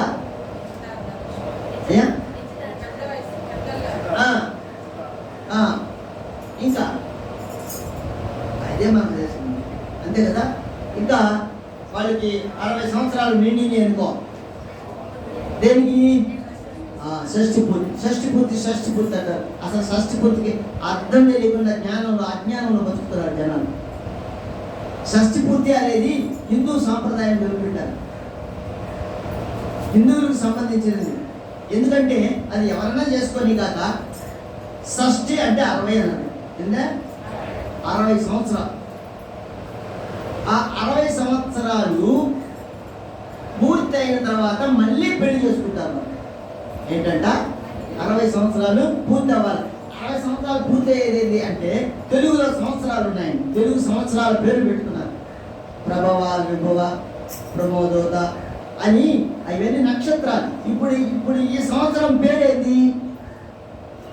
ఈ సంవత్సరానికి కూడా మనం ఉగాది అని పెట్టుకొని పేరు పెట్టారు. ఏం పేరు తెలుసా? మనకు తెలియదు. ఆ పేర్లు, ఆ సంవత్సరాల పేర్లు మనకు తెలియదు. మనది కాదు, మన సెక్షన్ కాదు, మన దాంట్లో ఉండదు కూడా. మన క్యాలెండర్లో ఉండవాలి. అవి తెలుగు క్యాలెండర్లో అయితే వాళ్ళు రాసుకొని ఉంటారు. అది క్రోధినామ సంవత్సరం అంటే ఆ సంవత్సరం పేరు, ఈ సంవత్సరానికి పేరు వాళ్ళు పెట్టుకున్నారు. అట్లాగే ఈ సంవత్సరంలో ఈ క్రోధినామ సంవత్సరం అనే దాన్ని ఎంతోటి వరుసగా అయిపోయాయి. ఇప్పుడు జనవరి, ఫిబ్రవరి, మార్చి, April, May, June, July, August, September, October, November, December, మళ్ళీ ఏమొస్తుంది? మళ్ళీ జన్మ వస్తుంది కదా. అట్లాగే ఈ క్రోధినామ సంవత్సరం అనేది స్టార్ట్ అయిందంటే ఈ సంవత్సరంలో ఈ నెలలో పెళ్ళైన వాళ్ళందరూ కూడా మళ్ళీ ఈ క్రోధినామ సంవత్సరం ఎన్ని వెళ్ళిపోతాయి. జనవరి, ఫిబ్రవరి ఎలాగో అవి కూడా వెళ్ళిపోతాయి. అన్నీ వెళ్ళిపోయి మళ్ళా క్రోధినామ సంవత్సరం వస్తుంది. అర్థమవుతుందా మీకు? జనవరి, ఫిబ్రవరి, మార్చి ఎలాగ వెళ్ళిపోతాయో ఆదివారం, సోమవారం, మంగళవారం, బుధవారం, గురువారం, శుక్రవారం, శనివారం, మళ్ళీ ఆదివారం ఎలాగొస్తుందో సంవత్సరాలు కూడా అంతే. అందుకనే వాడు ఉగాది పండుగ అంటే ఈ క్రోధినామ సంవత్సరం, అక్షయనామ సంవత్సరం, లేకపోతే రాక్షసనామ సంవత్సరం ఎన్ని ఉంటాయి వాళ్ళు రాసి ఉంటాయి. అన్ని 60 సంవత్సరాలు. ఈ 60 సంవత్సరాల తర్వాత మళ్ళీ వచ్చినప్పుడు ఆ పిల్లళ్ళు, ఆ పెళ్లి చేసుకున్న వాళ్ళు ఇద్దరు మళ్ళీ 60 సంవత్సరాల తర్వాత బతుకుంటే అప్పుడు వాళ్ళు మళ్ళీ పెళ్లి చేసుకుంటారు. దాన్ని షష్ఠి పూర్తి అంటారు. కానీ ఇప్పుడు జనాలు ఎందుకు తెలుసా? క్రైస్తవులు, ముస్లిమ్స్ అందరూ కూడా ఎవరికైనా సరే 60 సంవత్సరాలు రాగానే ఆ షష్ఠి పూర్తి జ్ఞానం లేదు జనాలు. అసలు వాళ్ళు పెట్టింది అది, దాన్ని వాళ్ళు చేసుకునేది, వాళ్ళు చేసుకోవడానికి పెట్టేది. కానీ మనం కూడా చేసుకుంటున్నామే. నేను కూడా చేసుకున్నాను, నాకు కూడా చేసేది. ఏం చేసేది? 60 సంవత్సరాలు రాగానే నాకు కూడా పొలమాలు వేసా. ఏం చేస్తాను? వద్దంటే తింటారా? ఇదే రకంగా ఏం చేస్తారు? వద్దులే అంటే వద్దులేయ్యా, నాకు ఎందుకు లేదంటే చేస్తారండి. అసలు మంది కాదు షష్ఠి పూర్తి అనేది మంది కానీ కాదు. దేవుడు పెట్టారు. ఇది నిజం. వాళ్ళు హిందువులు సాంప్రదాయంగా పెట్టుకున్నదని. వాళ్ళు 60 సంవత్సరాలు మళ్ళీ 60 సంవత్సరాలు వస్తే చేసుకునేటువంటి వాళ్ళ పెళ్లి రోజు అది షష్ఠి పూర్తి అనేది. అంటే ఊరికే షష్ఠి పూర్తి అంటేనే 60 రాగానే చేసేసుకోవడం. 70, 70 చేసుకో, 80 చేసుకో. దేవుడు చెప్పాడు ఆదికాండంలో 6వ అధ్యాయంలో 120 సంవత్సరాలయా నీకు అన్నాడు. 120 సంవత్సరాలు అయితే చేసుకో. అవి కాదు కదా మనకు అర్థం కాక, దేవుని మాటలు అర్థం కాక మనం రకరకాల మార్గాలు వెళ్ళిపోతూ ఉంటాం. రకరకాల మార్గాలు. అందుకనే ఇక్కడ ఏమన్నాడంటే మీ శరీరము ఏంటంట విలువ పెట్టి కొనబడినది కనుక మీ దేహంతో దేవుని మహింపరచండి. అంటే దేవుని మహిమపరచకుండా మన ఇష్టానుసారంగా ఈ శరీరాన్ని చేసుకుంటూ ఉంటాం. దేవుని ఎట్టబడితే అట్లా పంపించేసుకుంటూ ఉంటాం మనం ఈ శరీరాన్ని. కాబట్టి మనం ఎక్కడికి వచ్చాము? సత్రాల దగ్గరికి వచ్చాం. సత్రాల దగ్గరికి వచ్చాం కదా, సత్రాలు కళ్యాణ సంగతి మాట్లాడాం కదా. మనం ఆ కళ్యాణానికి రకరకాల వాటికి ఇచ్చేస్తూ ఉంటారు అన్ని రకరకాల. ఆ సత్రంలో లేకపోతే ఆ కళ్యాణ మండపంలో లేకపోతే ఆ ఫంక్షన్ హాల్లో అన్నీ చేసుకుంటారు. అన్నీ చేసుకుంటారు. పెళ్లి చేసుకుంటారు, అన్నీ చేసుకుంటారు, ఏమేమో చేసేసుకునేస్తారు. అట్లాగే ఈ శరీరంతో మనం కూడా కాని పనులు, అయ్యే పనులు, కాని పనులు, దేవుడికి ఇష్టమైన పనులు, దెయ్యం ఇష్టమైన పనులు అన్నీ చేస్తాం. మనం అన్నీ చేసేస్తాం. అది అక్కడ చేయకూడదు అంటున్నాడు. ఒక సత్రం ఉంది అక్కడ చచ్చిపోయినాడు దినానికే చేస్తారు. సోమస్పేటలో ఉంది. అక్కడ ఇంకెవరు చేసుకోరు. ఇక్కడ ఎవరు చేసుకో ఆ సత్రం రే పెళ్లికి సత్రాలు ఎక్కడా లేవురా, అది ఉంది ఆ సత్రం ఎందుకు చచ్చిపోయినాడు కర్మకాండాలు పెట్టుకునే సత్రాలు ఆడమే పెళ్లి చేస్తారంటే బుద్ధింది నీకా మరి చెప్పావు. కావాలంటే రోడ్డు మీదైనా వేసి పెళ్లి చేసుకుంటాం, అక్కడికే పోయి చేసేది అంటారు దేవుడు. మీకు తెలుసో తెలియదో ఉన్నాయి అట్లాగా హైందవులు చేసుకునేటువంటి ఆ సత్రాలు ఉన్నాయి. వాటిని సత్రం అంటారు అంతే. అక్కడ చేసుకుంటారు చచ్చిపోయినోడికే. అక్కడ మా నాయన చచ్చిపోయినప్పుడు కూడా అక్కడే చేసాడు. హిందూ సాంప్రదాయం కదా, ఆయన చనిపోయింది. కానీ నేను చేయలేదు, మా బావగారు చేశారు, నేను చేయనని చెప్పాను. మా నాయన ముందుగానే చెప్పేశాడు, వాడు ఎట్టా చేయడు ఆనందో, నువ్వే చేయాలి నాకు అన్నీ అంటే. సరే మామ అన్నాడు. ఆయన మా నాన్నగారు చనిపోయిన తర్వాత ఆయన అడిగాడు, మా బావ అడిగాడు, ఏం సత్యనారాయణ నాకు మీ నాయన ఈ మాట చెప్పాడు, నువ్వు చేస్తావంటే అప్పు. మా నాయనకి ముందే భలే జ్ఞానము, నీకు చెప్పేశాడు కదా, నువ్వే చేసేసి నేను చేయలేట అని చెప్తే ఆయనే మా బావగారే చేశాడు. ఆ సత్రంలో చేశారు. ఆ సత్రాలు దేనికంటే దానికే పనికి వస్తాయి, ఇంకేం పనికిరావు. పెళ్లిళ్ళు గిల్లు చేసుకోరు, పుట్టినరోజు పండుగలు చేసుకోరు, అక్కడ ఇంకేం ఫంక్షన్ జరగదు, దానికే ఉపయోగించేశారు. అట్టాగే మన శరీరం కూడా ఉపయోగించేసాం మనం అన్నిటికీ. చెడు కార్యాలన్నిటికీ ఉపయోగించేసాం. ఆ సత్రంలాగా మన శరీరాన్ని కూడా ఇచ్చేసాం. కానీ ఇప్పుడు దేవుడు ఏమంటున్నాడంటే, నా రక్తంతో నిన్ను కొన్నా, నా రక్తంతో నీ శరీరాన్ని కడిగా, ఇది నాది. నీ హృదయంలో నేను ఉండడానికి ఇష్టపడుతున్న మందిరంలో కాదు, ఎంత అందంగా కట్టుకున్న దాంట్లో ఉండను నేను. నీ శరీరం ఉందే, నీ హృదయం ఉందే, దాంట్లో ఉండడానికి నేను ఇష్టపడుతున్నాను. ఆ శరీరాన్ని మహింపరచు, శరీర కార్యాలన్నీ తీసేసుకో. నేను పరీక్ష చేయడానికే, మిమ్మల్ని పరీక్ష చేయడానికే నేను వచ్చా. నేను చెప్పా, మీరు విన్నారు నా మాట, ఇప్పుడు విన్నారు కదా, ఇప్పుడు జాగ్రత్త పడండి. దేవుడు పెట్టారా, మన పిలిచిన పిలుపుని అర్థం చేసుకుని మన శరీరాన్ని దేవుడికి సమర్పించుకోవాలి. అడ్డం తొట్టాలమైన కార్యాలకి మనం వినియోగించకూడదు. దేవుడు వివాహం చేసుకోవచ్చు, తప్పు లేదు. పోయమ్మా పెళ్లి చేసుకోకూడదంట, ఈ శరీరం చెడిపోదు లేదు, దేవుడే చెప్పు.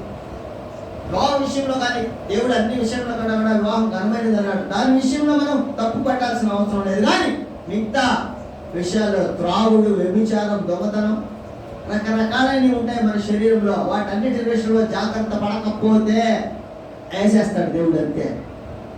ఆయనే చెప్తున్నాడు, మేము చస్తామని. దేవుడు చెప్పకపోతే వీళ్ళే అంటున్నారు, వీళ్ళే చెప్తున్నారు, ఇశ్రాయేలు ప్రజలు చెప్తున్నారు మేము చస్తాం.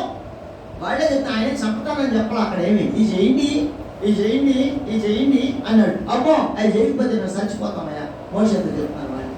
కాబట్టి ఈ శరీరానికి సంబంధించిన ప్రతి విషయంలో మనం జాగ్రత్త పడాలి. ఈ శరీరాన్ని ఆ చచ్చిపోయాడు కర్మంత్రాలు చేసుకున్నట్టుగా ఈ శరీరాన్ని చేయకూడదు.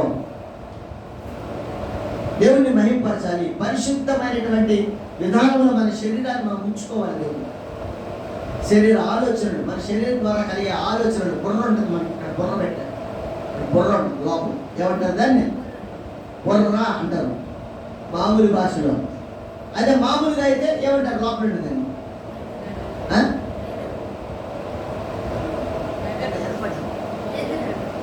మెదడు కదా, రెండు ఉంటాయంట. పెద్ద మెదడు, వెనకాల చిన్న మెదడు, రెండు ఉంటాయి. పెద్ద మెదడు అంట, చిన్న మెదడు అంట. ఈ చిన్న మెదడు చాలా విచిత్రంగా ఉంటుంది. దేవుడు నేను అనుకుంటాను, పెద్ద మెదడు అంటే ఈ శరీరానికి సంబంధించిన అన్ని చూసుకుంటుంది. చిన్న మెదడు దేవుడి రాజ్యానికి సంబంధించిన కార్యాలను చేస్తామని నేను అనుకుంటా. ఇది ఎక్కడ రాయిలా? ఇది నా మాట, నా ఆలోచన. నేను మీకు చెప్తున్నాను, ఇది నమ్మాల్సిన అవసరం కూడా లేదు. నా ఆలోచన మీకు చెప్తున్నా అంతే. కాబట్టి చిన్న మెదడు పరలోక స్థానానికి సంబంధించిన దానికి దెబ్బ తగిలితే పుట్టుకుని చచ్చిపోతారండి. డాక్టర్లు అడుగుతారు, ఎక్కడైనా దెబ్బ తగిలిందంటే ఇక్కడ దెబ్బ తగిలిందా, ఆ దెబ్బ తగిలిందండి. వాంతులు ఏమైనా వచ్చినాయా, వాంతులు రాలేదండి, అబ్బో నువ్వు బతికేవు. అంటే చిన్న మెదడుకి ఏం కాల అక్కడ, అది లెక్క. కాబట్టి మన హృదయంలో ఉండేటువంటి ప్రతిదీ కూడా చాలా విలువైనది, విలువ పెట్టి కొనబడినది. ప్రభువు వారు ఆయన రక్తముతో మన ప్రతి శరీరంలోని ప్రతి అవయవాన్ని కొన్నాడు. ఆయన అపవాది దగ్గర నుంచి అని తీసుకున్నాడు, ఇప్పుడు కొనేసుకున్నాడు. ఇప్పుడు యేసు ప్రభు యొక్క రక్తముతో మన శరీరాన్ని కడిగాడు ఆయన. ఇప్పుడు కడిగినటువంటి ఈ శరీరం ఎంత పవిత్రంగా ఉండాలి, పవిత్రంగా ఉంచుకోవాల్సిన బాధ్యత మంది కాదా? ఉండకపోతే ఏమంటున్నారు ఇశ్రాయేలు ప్రజలు, మేము చస్తామంటున్నారు. చచ్చిపోయి ఏ ఘనకార్యం చేస్తారు. కొంతమంది వాళ్ళ కార్యాలు జరగడం లేదని చాలా మంది చూస్తూ ఉంటాం. ఊరేసుకొని చచ్చిపోయారు, రైలు కింద పడి చచ్చిపోయారు, లేకపోతే అట్ట చేసుకున్నారు, ఇట చేసుకున్నారని వాళ్ళు మధ్యాంతరంగా వాళ్ళే చనిపోతూ ఉంటారు. దానివల్ల ఏం ప్రయోజనం? ప్రయోజనం లేదు. నీ శ్రమలో, నీ ఇరుకులో, నీ ఇబ్బందుల్లో దేవుడి దగ్గర మోకాళ్ళను ఎవడు తీరుస్తాడు? నీ సమస్యకి పరిష్కారం చూపిస్తాడు. ఎందుకంటే ఆయన సన్నిధిలో ఉంచుకోవడానికి రకరకాల బాధలు. ఒక్కొక్కరు దేవుడి దగ్గరకు వచ్చారంటే కారణం రకరకాల బాధలు, రకరకాల ఇరుకులు, ఇబ్బందులు అవన్నీ ఉన్నాయి. అవన్నీ ఉంటే ఎవరు నాకు లేరా అంటే దేవుడు అన్నాడు, అయితే ఎవరు లేకపోయినా నేనున్నా, నాకు పనికొస్తావు. నువ్వు నీకు పనికిరాని అంతా తీసుకెళ్ళి నాకు పనికొస్తావు. లోకంలో ఉండే చెత్త, ఇనుము అన్నీ ఉన్నాయండి, ప్రతిదీ ఉందండి. పాటలు, ఈ మైకు ఇవన్నీ అయిపోయి ఇరిగిపోయి పనికిపోయి ఎవరి పనికి వస్తాయి? అయ్యా ఎవరి పనికి వస్తాయి? ఎర్రగడ్డలు అమ్మేవాడికి పనికి వస్తాయి కదా. ఎర్రగడ్డలు అమ్మేవాడికి అదే పనికి వస్తాయి. ఇనుము కొంటాం, ఇనుముకి ఎర్రగడ్డలు ఇస్తాం, ప్లాస్టిక్ కొంటాం, పుస్తకాలు కొంటాం, పేపర్లు కొంటాం. అంటే మంచి ఆవిడ కొనేది ఏమంటాడండి? మరి మీరు ఎప్పుడు అమ్మలా? అమ్మలా? పేపర్లు, ప్లాస్టిక్, చాట్లు అన్నీ ఇరిగిపోయింటాయి, అవన్నీ అమ్మలా? ఎవరా ఏమి ఇచ్చాడు? ఇచ్చాడా లేదు? ఏం పనికి రాకపోయినా ఆ ఎర్రగడ్డలు అమ్మేవాడికి ఎట్లా పనికొస్తామో, ఈ లోకంలో పనికి రాకపోయినా సరే, మనం చెత్తలో పడే దుమ్మునైనా సరే దేవుడు ప్రేమగా మనల్ని తీసుకుని ఆదరించి మనల్ని శుద్ధం చేసి మళ్ళీ నీట్గా చేసి మళ్ళీ పవిత్రపరిచి ప్లాస్టిక్ అంతా తీసుకెళ్తాం. మరి ప్లాస్టిక్ అంతా తీసుకుపోయి అంతా మళ్ళీ కంపెనీకి పంపిస్తే ఆ కంపెనీ వాడు ఏం చేస్తాడంటే మళ్ళీ దాన్ని కండబెట్టి మళ్ళీ రకరకాల వస్తువులు తయారు చేసి మళ్ళీ రిలీజ్ చేస్తాడు. బకెట్ ఏంటే అది మనం కొనుక్కుంటాం. యాడిచి వచ్చింది ఆ బకెట? మనం ఇచ్చిందే. ఇరిగిపోయింది, చెత్త అయిపోయింది అని మనం ఇస్తామే. అయ్యే మళ్ళీ తయారై అందంగా తీసుకొని పెడతాడు. మన పరిస్థితి కూడా అంతే. హల్లెలూయా. పనికిరాని మనం అసలు ఒకసారి కూర్చొని ఏ విషయంలో దేవుడు చెప్పిన విషయంలో, ఏ విషయంలో నేను పనికి వస్తాను, ఏ విషయంలో పనికిరాను ఆలోచన చేసుకుంటే అసలు మన పనికే రావు. ఏ పనికి రావంటే ఆయన స్తుతించే పనికి మనం పనికి రావు అసలు లెక్క చూస్తే. ఎందుకంటే ఇవన్నీ చేస్తున్నాం, వాళ్ళే చెప్పారు మేము చేస్తాం, వాళ్ళే కదా చెప్పారు మేము చేస్తాం, పనికిరామయ్యా మేము చచ్చిపోతామా? కాబట్టి మన దేహంతో దేవుణ్ణి స్తుతించి గణపరిచి ఆయన మహిమ పరచడానికి లోకంలో ఉండే శక్తి అంతా మనలో ఉంది. ఆ పేరుకుపోయిందంతా కూడా తీసేసుకోవడానికి. బాత్రూంలో పేరుకుపోయించి మురికి అంతా పేరుకుపోయింది, ఏమేస్తాం అమ్మా? బ్లీచింగ్ వేస్తాం. ఇంకా ఒక మంచి వాసన రావడానికి ఏం వేస్తాం? ఏం లేదో అన్నీ ఉన్నాయి, చాలా ఉన్నాయి లోకంలో. ఒక్కోడు అడ్వర్టైజ్మెంట్ చూపిస్తుంటాడు టీవీలో. మీ బాత్రూమ్ క్లీన్గా ఉండాలంటే ఫలానాదే చేయండి అంటాడు. ఒక లోటు చూపిస్తాడు. వాడు వచ్చి ఒక తను అంటాడు పొట్టోడు పోయి. ఎందుకంటే ఈ పొట్టోడు భలే వాసన వస్తుంటాడంట. ఆ పేదోడిని ఒక గుదితే వాడిని పక్కన పడిపోతాడు. ఎందుకంటే ఇది మంచి వాసన. అవన్నీ చూపిస్తారు మనకి, మోసం చేసి అన్ని మనం కొనుక్కుంటాము కదా. కాబట్టి ఎంత పెద్దవాడైనా సరే చిన్న వాక్యం కదా. గొలియాతు ఎంత పెద్దోడా? ఓ నాయ్. దావీదు ఎంతోడా? పుట్టుడు. విశ్వాసం చాలా గొప్పది. గొలియాతు కన్నా ఇంకా మించిపోయింది విశ్వాసం దావీదు. అందుకే ఆ బడిసెల్లో రాయి పెట్టాడు, కర్రని తిప్పి పోటాడు, అంతే దెబ్బకు చచ్చాడు గొలియాతు. ఆ విశ్వాసం అనేటువంటి ఆయుధంతో మనలో ఉండేటువంటి ప్రతి శరీర కార్యాలు మనం తీసేసుకోవాలి. దేవుడు నా పక్షాన ఉన్నాడు అనేటువంటి విశ్వాసం. దేవుడు నన్ను రక్షిస్తాడు, కాపాడుతాడు. ఆయన పిలిచిన పిలుపు మేరకు నన్ను పరిశుద్ధపరిచాడు, పరీక్షించాడు, నన్ను పరీక్ష పెట్టాడు. పరీక్షలో పాస్ అవుతున్నాను నేను. ఒక్కొక్క సబ్జెక్టు పాస్ అవుతూ వస్తూ ఉన్నాను. ఒక్కొక్క సబ్జెక్టులో అయ్యా ఈ సంవత్సరం ఒక సబ్జెక్టు పాస్ అయ్యా, ఈ సంవత్సరం ఒక సబ్జెక్టు పాస్ అయ్యా, ఈ సంవత్సరం ఒక సబ్జెక్టు పాస్. ఒక్కొక్కటి తీసేసుకుంటూ రావాలి పరిశుద్ధంగా. అందుకే మత్తయి సువార్తలో 5వ అధ్యాయం 17వ వచనంలో రాస్తాడు, నేను ధర్మశాస్త్రాన్ని కొట్టి వేయడానికి రాలా, ధర్మశాస్త్రంలోని ధర్మశాస్త్రం బళ్ళని లేక తీసేయి అని చెప్పడానికి రాలా. ఆ దాంట్లో ఉండే ఆజ్ఞలో మిగులు అల్పమైన ఆజ్ఞ ఇచ్చినదే అనుకునేదైనా సరే మీరు ఆచరించాలి. అప్పుడే దేవుని రాజ్యానికి వారసులు అవుతారని మత్తయి సువార్త 5వ అధ్యాయం 17వ వచనంలో రాసి పెట్టాడు. నేను కొట్టి వేయడానికి రావడం. ప్రతి ఆజ్ఞ మనం చాలా గొప్పదిగా తీసుకొని మనం పరీక్ష చేసుకొని ఆయన శరీరంలో రక్తంలో పాలుపొక్కులు పొందుకోవాలి. దానికి ముందే బలి అర్పించాలి. ఆరాధన అంటే ఏంటో కాదు, బలి అర్పణ. నీ హృదయంలో ఉండేటువంటి వస్తువును తీసేసుకుని ఆయన చెప్పడమే ఆరాధన అంటే. ఇంకేం కాదు ఆరాధన అంటే. మేము నాకు రాదే ఆరాధన, మేమేం చేయలేదు. నువ్వు ఏం చేస్తావు? ఆరాధన అంటే ఏం చేయాలి? చిలక పలుకులు కాదు, హృదయం నుంచి వేదన రావాలి. వేదన, అయ్యా నువ్వు నాతో మాట్లాడేవయ్యా, ఇదిగో ఇశ్రాయేలు ప్రజలతో అక్కడ మాట్లాడేవా ఐగుప్తులో సీనాయి పర్వతం దగ్గర, వాళ్ళైతే చస్తామన్నారయ్యా, కానీ నేను మాత్రం నీ ఎందుకు విశ్వాసం ఉంచాను. నేను చావకుండా బ్రతకడానికి సిద్ధపడ్డాను ప్రభు. నన్ను నేను పరీక్ష చేసుకుంటున్నాను. ఆయన విలువ పెట్టి కొని నాకు ఇచ్చావు ఈ శరీరాన్ని. మట్టిలో మట్టిగా పాపం మరణం వచ్చు, జీతము మరణము. ఆ మరణానికి పాపం చేసి మరణానికి చేరువైన నా శరీరాన్ని, నన్ను, నా ఆత్మను రక్షించి నీ రక్తంతో కడిగి పరిశుద్ధపరిచి నన్ను భూమి మీద నిలిపెట్టావు ప్రభు. నీకు వందనాలు ప్రభు. ఏమి ఇచ్చిన రుణం తెచ్చుకోవాలయ్యా. ఇదిగో నా శరీరంలో ఉన్నటువంటి కార్యాలు ఉన్నాయి, ఒప్పుకుంటున్నా. వాటన్నిటిని తీసి వేసుకోవడానికి నాకు సహాయం, శక్తిని, నాకు బలాన్ని ప్రభు. నీ ఎందుకు విశ్వాసం ఉంచడానికి నీ కృపను అనుగ్రహించు. ఇన్ని మేలు చేస్తున్నా నీకు ఏమి ఇచ్చి నీ రుణం తీసుకోగలనయ్యా. నా విరిగి నలిగిన హృదయంతో స్తుతి ఆరాధన యేసుక్రీస్తు ప్రభు నామములో నీకే సమర్పిస్తున్నాను తండ్రి. విరిగి నలిగిన హృదయాలతో దేవుడిని ఆరాధించాలి, అర్పణ అర్పించాలి దేవుడికి. అదే ఆయనకి ఇష్టమైన బలి. అదే. సౌలు ఆ బలి అర్పించకుండా ఆడి పోయి వాళ్ళందరినీ చంపి తీసుకురావయ్యా అంటే ఆ దేశంలో పోయి అన్నీ తీసుకొచ్చాడు. గొర్రెలు, పశువులు అన్నీ తీసుకొచ్చాడు.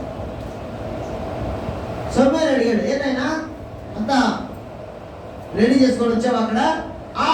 మళ్ళీ చేసామా, అందరినీ లేపేసామా అంటే అమ్మా అంటున్నాయి పక్కన.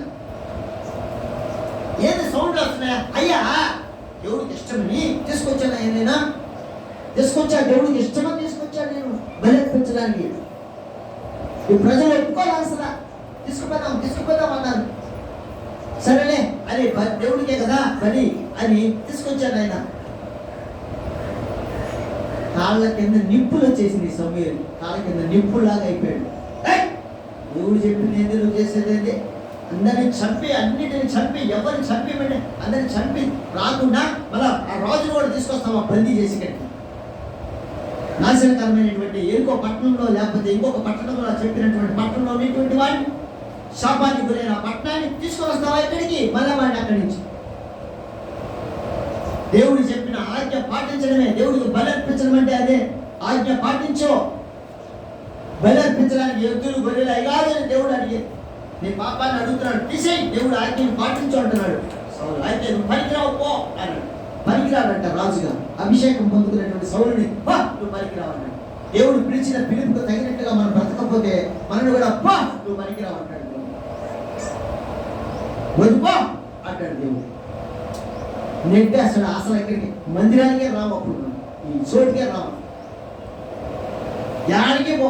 ఎక్కడ అసలు మందిరం అంటేనే చూద్దాంలే, మాకు పని ఉంది అంటారు దేవుడు. మాకు పని ఉందే మేము పోయాం అంటారు. ఏముందంట? జాగ్రత్త. మరొకసారి చెప్తున్నా, దేవుడు ఇష్టపడి కొనుక్కున్నటువంటి శరీరాలు మనవి. దేవునికి మాత్రమే మహిమపరచబడాలి. దేవునికి మాత్రమే అభిషేకం చేయడానికి మందిరానికి వచ్చి అర్పణకి అర్పించడానికి ఈ శరీరాన్ని వాడుకోవాలి. అంతేకాని లోకంలో ఉండే అన్ని కూడా వాళ్ళని మహిమపరచడానికి, వాళ్ళని ఇష్టపడితే వాళ్ళు చేయడానికి అక్కడికి వెళ్ళకూడదు. ఆదివారం మాత్రం పరిశుద్ధంగా ఆచరించండి అని దేవుడు చెప్పిన మాటని జ్ఞాపకం చేసుకోండి. ఆదివారం రాకుండా ఉంటే నేను చెప్పడంలే, కట్టిలు ఎదుర్కొంటున్న వాడిని నరికేమన్నాడు, అంతే రాళ్ళతో కొట్టి చంపేమన్నాడు. ఎంత చూడండి, ఎందుకు ఆయన ఎందుకు అసలు ఏం చేశాడు, ఏం పాపం చేశాడు? వ్యభిచారం చేశాడా, దొంగతనం చేశాడా, లేకపోతే ఇంకోటి చేశాడా? ఏం చేశాడు? వాడు ఏం చేయలే, ఏ పాపము చేయలే. అతను పాపం చేసిందల్లా దేవుడు ఇచ్చినటువంటి ఆజ్ఞ అతిక్రమణమే పాపం. అదే అతనికి నచ్చదు. అందుకనే ఆ ఆజ్ఞని బట్టే రాళ్ళతో కొట్టి చంపేమన్నాడు. వాడు ఏం చేయలే. వ్యతిరేక కార్యం ఏంటి? ఎవడు చెప్పిన మాట అంతే. ఏ మాట? రాలా. వాడు ఆరాధన చేసుకుంటుంటే, అందరూ ఆరాధన చేసుకుంటే రాలా. అందుకే రాళ్ళతో కొట్టి చంపేమన్నాడు. మిమ్మల్ని భయపెట్టడానికో లేకపోతే మీ మీద కోపంతోనో ద్వేషంతోనో నేను చెప్పడం లేదు. దేవుని బిడ్డలారా, ఇక్కడ రాయబడిన మాట మాత్రమే చదివి మీకు వినిపిస్తున్నాను. మీరు నేర్చుకోవాలి, మీరు ఎదగాలని, ఆత్మీయంగా బలపడాలని. దేవుడి రాజ్యానికి పిలవబడిన జనం ఆయన పరిశుద్ధంగా పరీక్ష చేసుకుని ఒక్కొక్కరు అభివృద్ధి చెందాలి. పెళ్లి జరుగుతోంది, పెళ్లి కూతురు వచ్చింది, పెళ్లి కూతురు కావడానికి రెడీ చేయాలి. ఆ మేకప్ వేసాము వచ్చింది, వచ్చిందండి. మేకప్ వేసాము ఏం చేస్తుంది? పెళ్లి కూతురికి మేకప్ చేస్తుందా చేయదా? చక్కగా చీర కట్టి, చక్కగా జడలేసి, చక్కగా ఏదో అట్ట జడ్లు, పూల జడ్లు, ఏమి ఇంకా ఐబ్రోస్, ఇంకా ఇవన్నీ పూసుకుంటారు పెదాలకి, గలీజ్ ఎన్ని చేస్తుంది. నువ్వు అందంగా ఉన్నావు అడ్డదాన్ని. కానీ లోపల అలాగ అందముగా చేయడం వరకే ఆ డ్యూటీ ఆమెకి. అంతే. ఆమె వంట చేస్తుందా పోయి ఆమె మేకప్ చేసిన వంట చేస్తుందా, లేకపోతే మేళం కొడుతుందా? లేదు. ఆమె పని ఏంది? మేకప్ చేసే పని ఆమె. మేకప్ చేయండి. ఎందుకంటే అందంగా కనపడాలి. ఎవరికి అందంగా కనపడాలా? పెళ్ళికి వచ్చిన అసలు చెప్పడం లేదు. మీరు పెళ్ళికి వచ్చిన కంట మంగళాలు పడతారే, బ్యాడ్ మేళం పడుతుంటారు. అబ్బో పెళ్ళికూతురు భలే ఉంది అంటుందంటే ఆమెకు అలంకరణ చేసి, లేకపోతే వంటలు చేసుకుంటుంటారే, సాంబార్లో వేసే ముప్ప అంటుంటాడు వాళ్ళు. అయ్యా పెళ్లి కూతురు రెడీ చేశానయ్యా చూడు అంటే ఆమె మేకప్ వేసాము, తీసుకొచ్చాం వాళ్ళకి వంటలు. ఎవరికి అందంగా కనపడాలి? పెళ్లి కొడుకు అందంగా కనపడాలా? మన ఆత్మీయ స్థితి పెళ్లి కొడుకు అయినటువంటి యేసుక్రీస్తు ప్రభువు తండ్రి దేవుడికి అందంగా కనపడాలి. మనం అలంకరించుకోవాలా. మనమే మేకప్ మ్యాన్ ఎవరు లేరు. ఎవరు మేకప్ మ్యాన్ అంటే పరిశుద్ధాత్మ దేవుడు. హల్లెలూయా. మేకప్ మ్యాన్ ఆయన చెప్తా ఉంటాడు. దాన్ని బట్టి మనం అలంకరించుకోవాలి. మనమే అలంకరించుకోవాలి. అలంకరించుకునేది మనకు అదే అలంకరణ, మనకు అదే పూలు, మగవాళ్ళకి సూట్లు, బూట్లు. సూట్లు వేసుకుంటారు. మాస్టర్ వేసుకున్నారు. కొన్ని వాళ్ళు డబ్బులు మనకేమో ఆచాపలు చేయడం ఎంత వాళ్ళు ఏం వేసుకుంటారు. చిన్ని పీని గొడ్లు వేసుకుంటే మనకి కాకపోతే ఊరికే మాట సామెత చెప్తున్నా. సూట్లు వేసుకొని అవి కాదు కదా దేవుడు అడిగేది. ఈ సూట్లు నీ కూట్లు చూసి పర్వాలేదు రా బాగున్నావు అంటాడా? హృదయం కదా చూస్తాడు. హృదయపు అంతరంగాన్ని నెరిగిన దేవుడు కదా. కాబట్టి మన హృదయాన్ని చూస్తున్నాడు. అలంకరణ హృదయమున మనం ఎంత బాగా అలంకరణ చేసుకున్నామో చూస్తున్నాడు. అందుకనే అలంకరణ బాగా లేకపోతే ఆత్మదేవుడు పరిశుద్ధపరుస్తుంటాడు. లేకపోతే ఆ మేకప్ చేసిన వచ్చి మేకప్ చేస్తుంది, జడలన్నీ ఇట్లే ఉంటాయి, ఎరబోసుకొని జడలంతా నల్లగా బొగ్గులు తీసుకొని పూసేసి ఇప్పుడు బాగున్నాం అని పెళ్లి పందిలో తీసుకొస్తా. చెప్పండి, తీసుకొస్తారా? తీసుకురా. ఎందుకంటే అది నచ్చని ఎవరు పెళ్లి కొడుకు అసలు నచ్చ. మనం నచ్చే విధంగా దేవుడి సన్నిధిలోకి మనం అడుగు పెట్టాలి.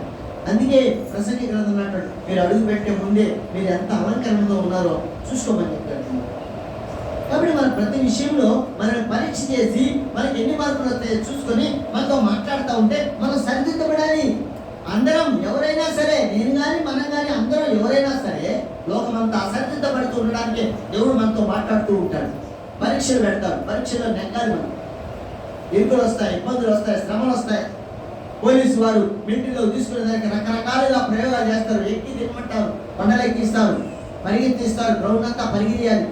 వాళ్ళకి ఆ శ్రమ అవన్నింటిలో దాంట్లో నెగ్గాలంటే మంచి ఉద్యోగం వచ్చి మంచి జీతం ఇచ్చి సబాష్ అంటారు. అలాగే మనకు కూడా మన జీవితంలో మనకి పరీక్షలు తప్పవు, శ్రమలు వస్తాయి, ఇరుగులు వస్తాయి, ఇబ్బందులు వస్తాయి. ధైర్యంగా నిలబడాలి. ఎందుకంటే చేరుకోపోయేటువంటిది మనం ఎక్కడ పరలోక రాజ్యాన్ని, ఆ శ్రమలో దేవుని రాజ్యంలో ఉంటాం మనం. ఈ శ్రమలో నువ్వు కుంగిపోకపోతే దేవుని రాజ్యానికి అర్హుడివే. అందుకే శరీరంలో ఉండే కార్యాల సంగతి మనం ఆలోచన చేసుకోవాలి. మేము చస్తాం అన్నారు, జ్ఞాపకం చేసుకున్నాము. పరిశుద్ధముగా ఆచరించండి, ఆచరిద్దాం. హృదయంలో ఏముందో మంటి బలిపీఠం అన్నాడు. మంటి మన శరీరమే బలిపీఠం. ఈ బలిపీఠంలో అన్ని కొట్టి నరికేసి మన ఎద్దులు అన్ని ఏమున్నాయి అవన్నీ కూడా తీసుకొచ్చినాయి. కాబట్టి ఈ పరిశుద్ధ దినమునాడు దేవుడితో మనతో మాట్లాడుతున్న మాట, నేను ఎంతో పెద్దోడిని, నువ్వు దీన మనసు ఉంది కాబట్టి నీ దగ్గరికి వచ్చాను. హల్లెలూయా. నువ్వు దీన మనసు ఉంది కాబట్టి నా శరీరాన్ని నేను పాడు చేసుకోకుండా నిన్ను మహిమపరిచే విధంగా నా శరీరాన్ని చేసి బలిపీఠం కట్టి అందులో బలులు అర్పించి అందులో నా శరీర కార్యాలన్నీ కూడా మట్టు మషం నెరిగి అన్ని వాటిలో వేసేసి అగ్నికి ఆహుతి చేసేసి పరిశుద్ధంగా నువ్వు నచ్చే తీరుగా నేను ఉంటాను ప్రభువా. ఇంకొక మాట చూసుకుని ఇంకొక మాట నీకు నచ్చే విధంగా నేను ఉంటానయ్యా.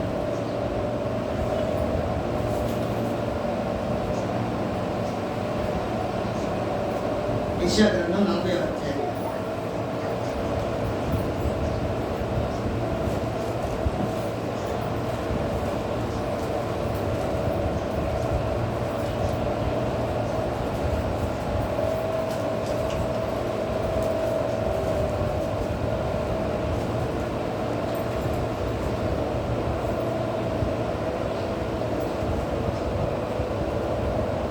యెషయా గ్రంథం 40వ అధ్యాయం మొదట 21-22 దాకా.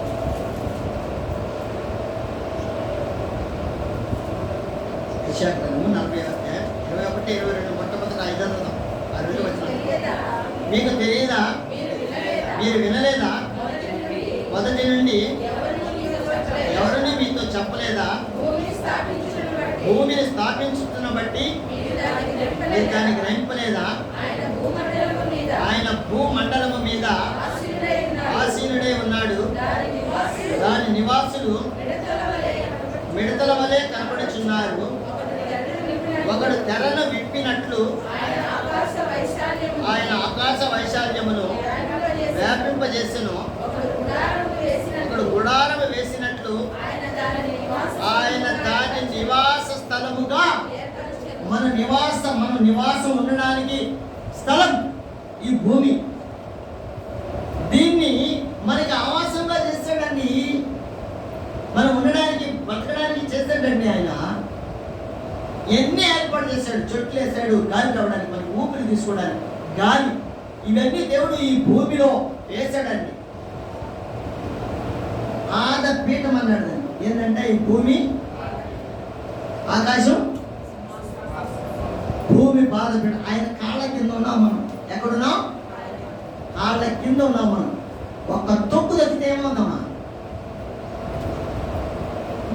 నెలిగిపోతాం, పిప్పిపోయిపోతాం. కానీ ఆయన ఏమంటున్నాడంటే 11వ వచనం, ఆ యెషయా గ్రంథం 40వ అధ్యాయం 11వ వచనం. గొర్రెల కాపరి వలె ఆయన తన మందను మేపును, తన బాహువుతో గొర్రె పిల్లలను కూర్చి రొమ్మున ఆనించుకొని మోయును, పాలించు వాటిని. అది ఆయన ప్రేమ. ఒక తొక్కు దగ్గర అంటే అణిగిపోతాం. ఈ భూమి మీద మనం అందరం ఉన్నాం, మనమందరం ఆయన గొర్రెలు అన్నాడు. గొర్రెలు అంటాడు. ఒకడు అంటాడు, మీరు గొర్రెలా. ఒక ఆయన అంటాడు, అదనపు సంఘ స్వామి ఆయన, ఏ స్వామి, మీరు గొర్రెలా, గొర్రె అంటుంటాడు. దేవుడు బిడ్డారా, ఆ గొర్రెల మీద ఎంత వ్యాపారం జరుగుతుందో ప్రపంచం అంతా. ఆ గొర్రె బొచ్చు తర్వాత అన్ని వేసుకుంటున్నారు, అన్ని చలికి బతికించేది ఆ గొర్రె బొచ్చు. తెలిస్తే సంగతి ఆయన కూడా గొర్రె, ఆయన నేను కూడా గొర్రెనే అన్న సంగతి ఆయనకి తెలియదు. నువ్వు గొర్రె అంటున్నాడు. సరే, ఇక్కడ మనం ఆలోచన చేద్దాం. ఈ గొర్రెల మందను ఆయన ఏం చేస్తారంట? గొర్రెల కాపరి వలె ఆయన తన మందను ఆయన మేపుతున్నాడు. ఈ భూమి మీద మనల్ని మేపుతున్నాడు. కావాల్సిన ఎన్ని పెడుతున్నాడు దేవుడు మనకి భూమి మీద. ఆయన కాళ్ళ కింద ఉన్నాం మనం, ఈ భూమి మీద ఉన్నాము, కింద ఉన్నాము. ఆయన అన్ని మనకి మేపుతున్నాడు, ఆయన అన్ని ఇస్తున్నాడు మనకి. మేపడం వరకేనా, తిండి వరకేనా అంటే అన్ని పండించాడు. వరి పడుతుంది, గోధుమ పడుతుంది. ఎవరికి ఏ ప్రదేశంలో ఉన్నారో వాళ్ళందరికీ ఆ ప్రదేశానికి, ఆ శరీరానికి తగ్గట్లుగా ఆయన అన్ని విధాల ఆహార దినుసులు పండిస్తున్నాడు. ఆయన ఏ ప్రాంతంలో ఉన్నా ఈ భూమి అంతటా ఎక్కడ ఎవరున్నా ఆ ప్రాంతానికి తగినట్లుగా ఆహారం పండనిస్తున్నాడు. ఆయన అక్కడ పడుతున్నాయి అవి, అంతే. అది ఆయన కృప, ఆయన ప్రేమ.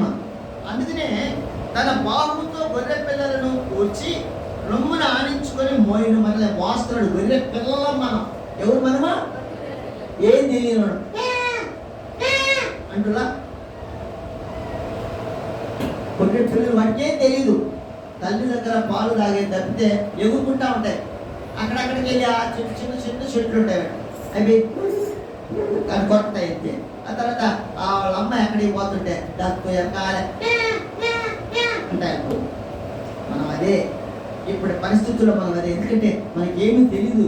తండ్రిని గురించినటువంటి అంశం, తండ్రిని గురించినటువంటి మాట మనకి తెలియదు. అందుకే మీకు చెప్పలేదా ఊరా అంటున్నాడు.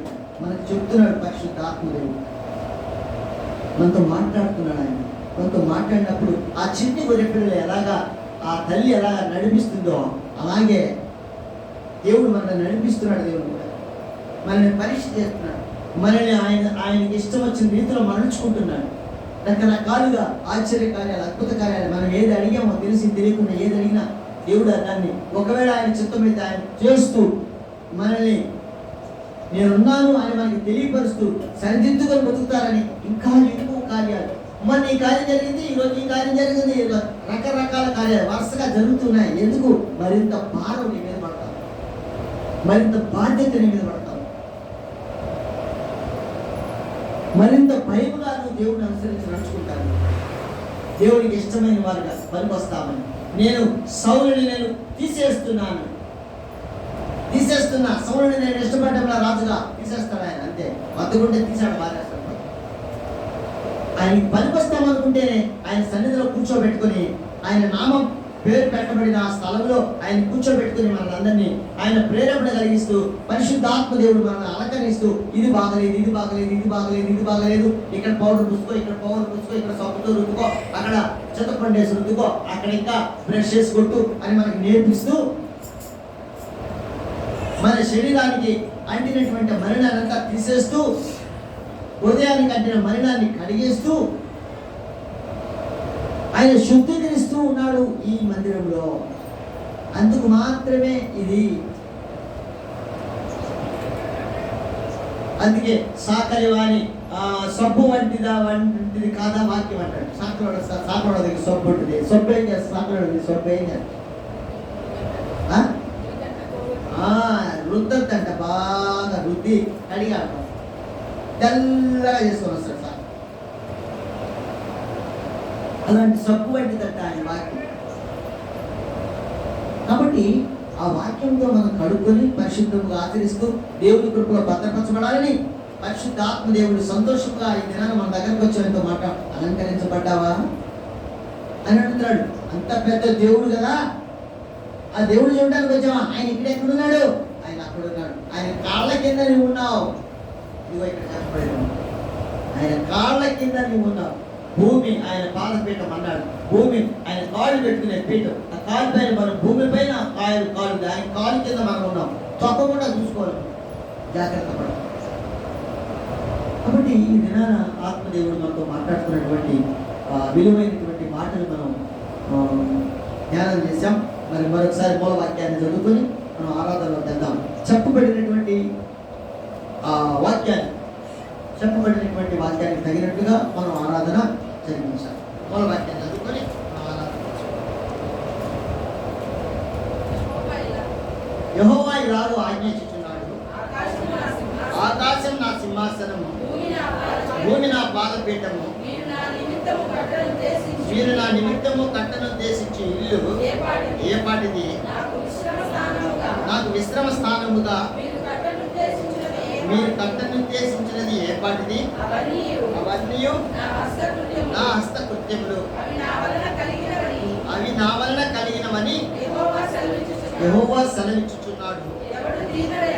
ఎవడు దీనుడై నలిగిన హృదయము కలవాడై నా మాట విని వణుకుచుండునో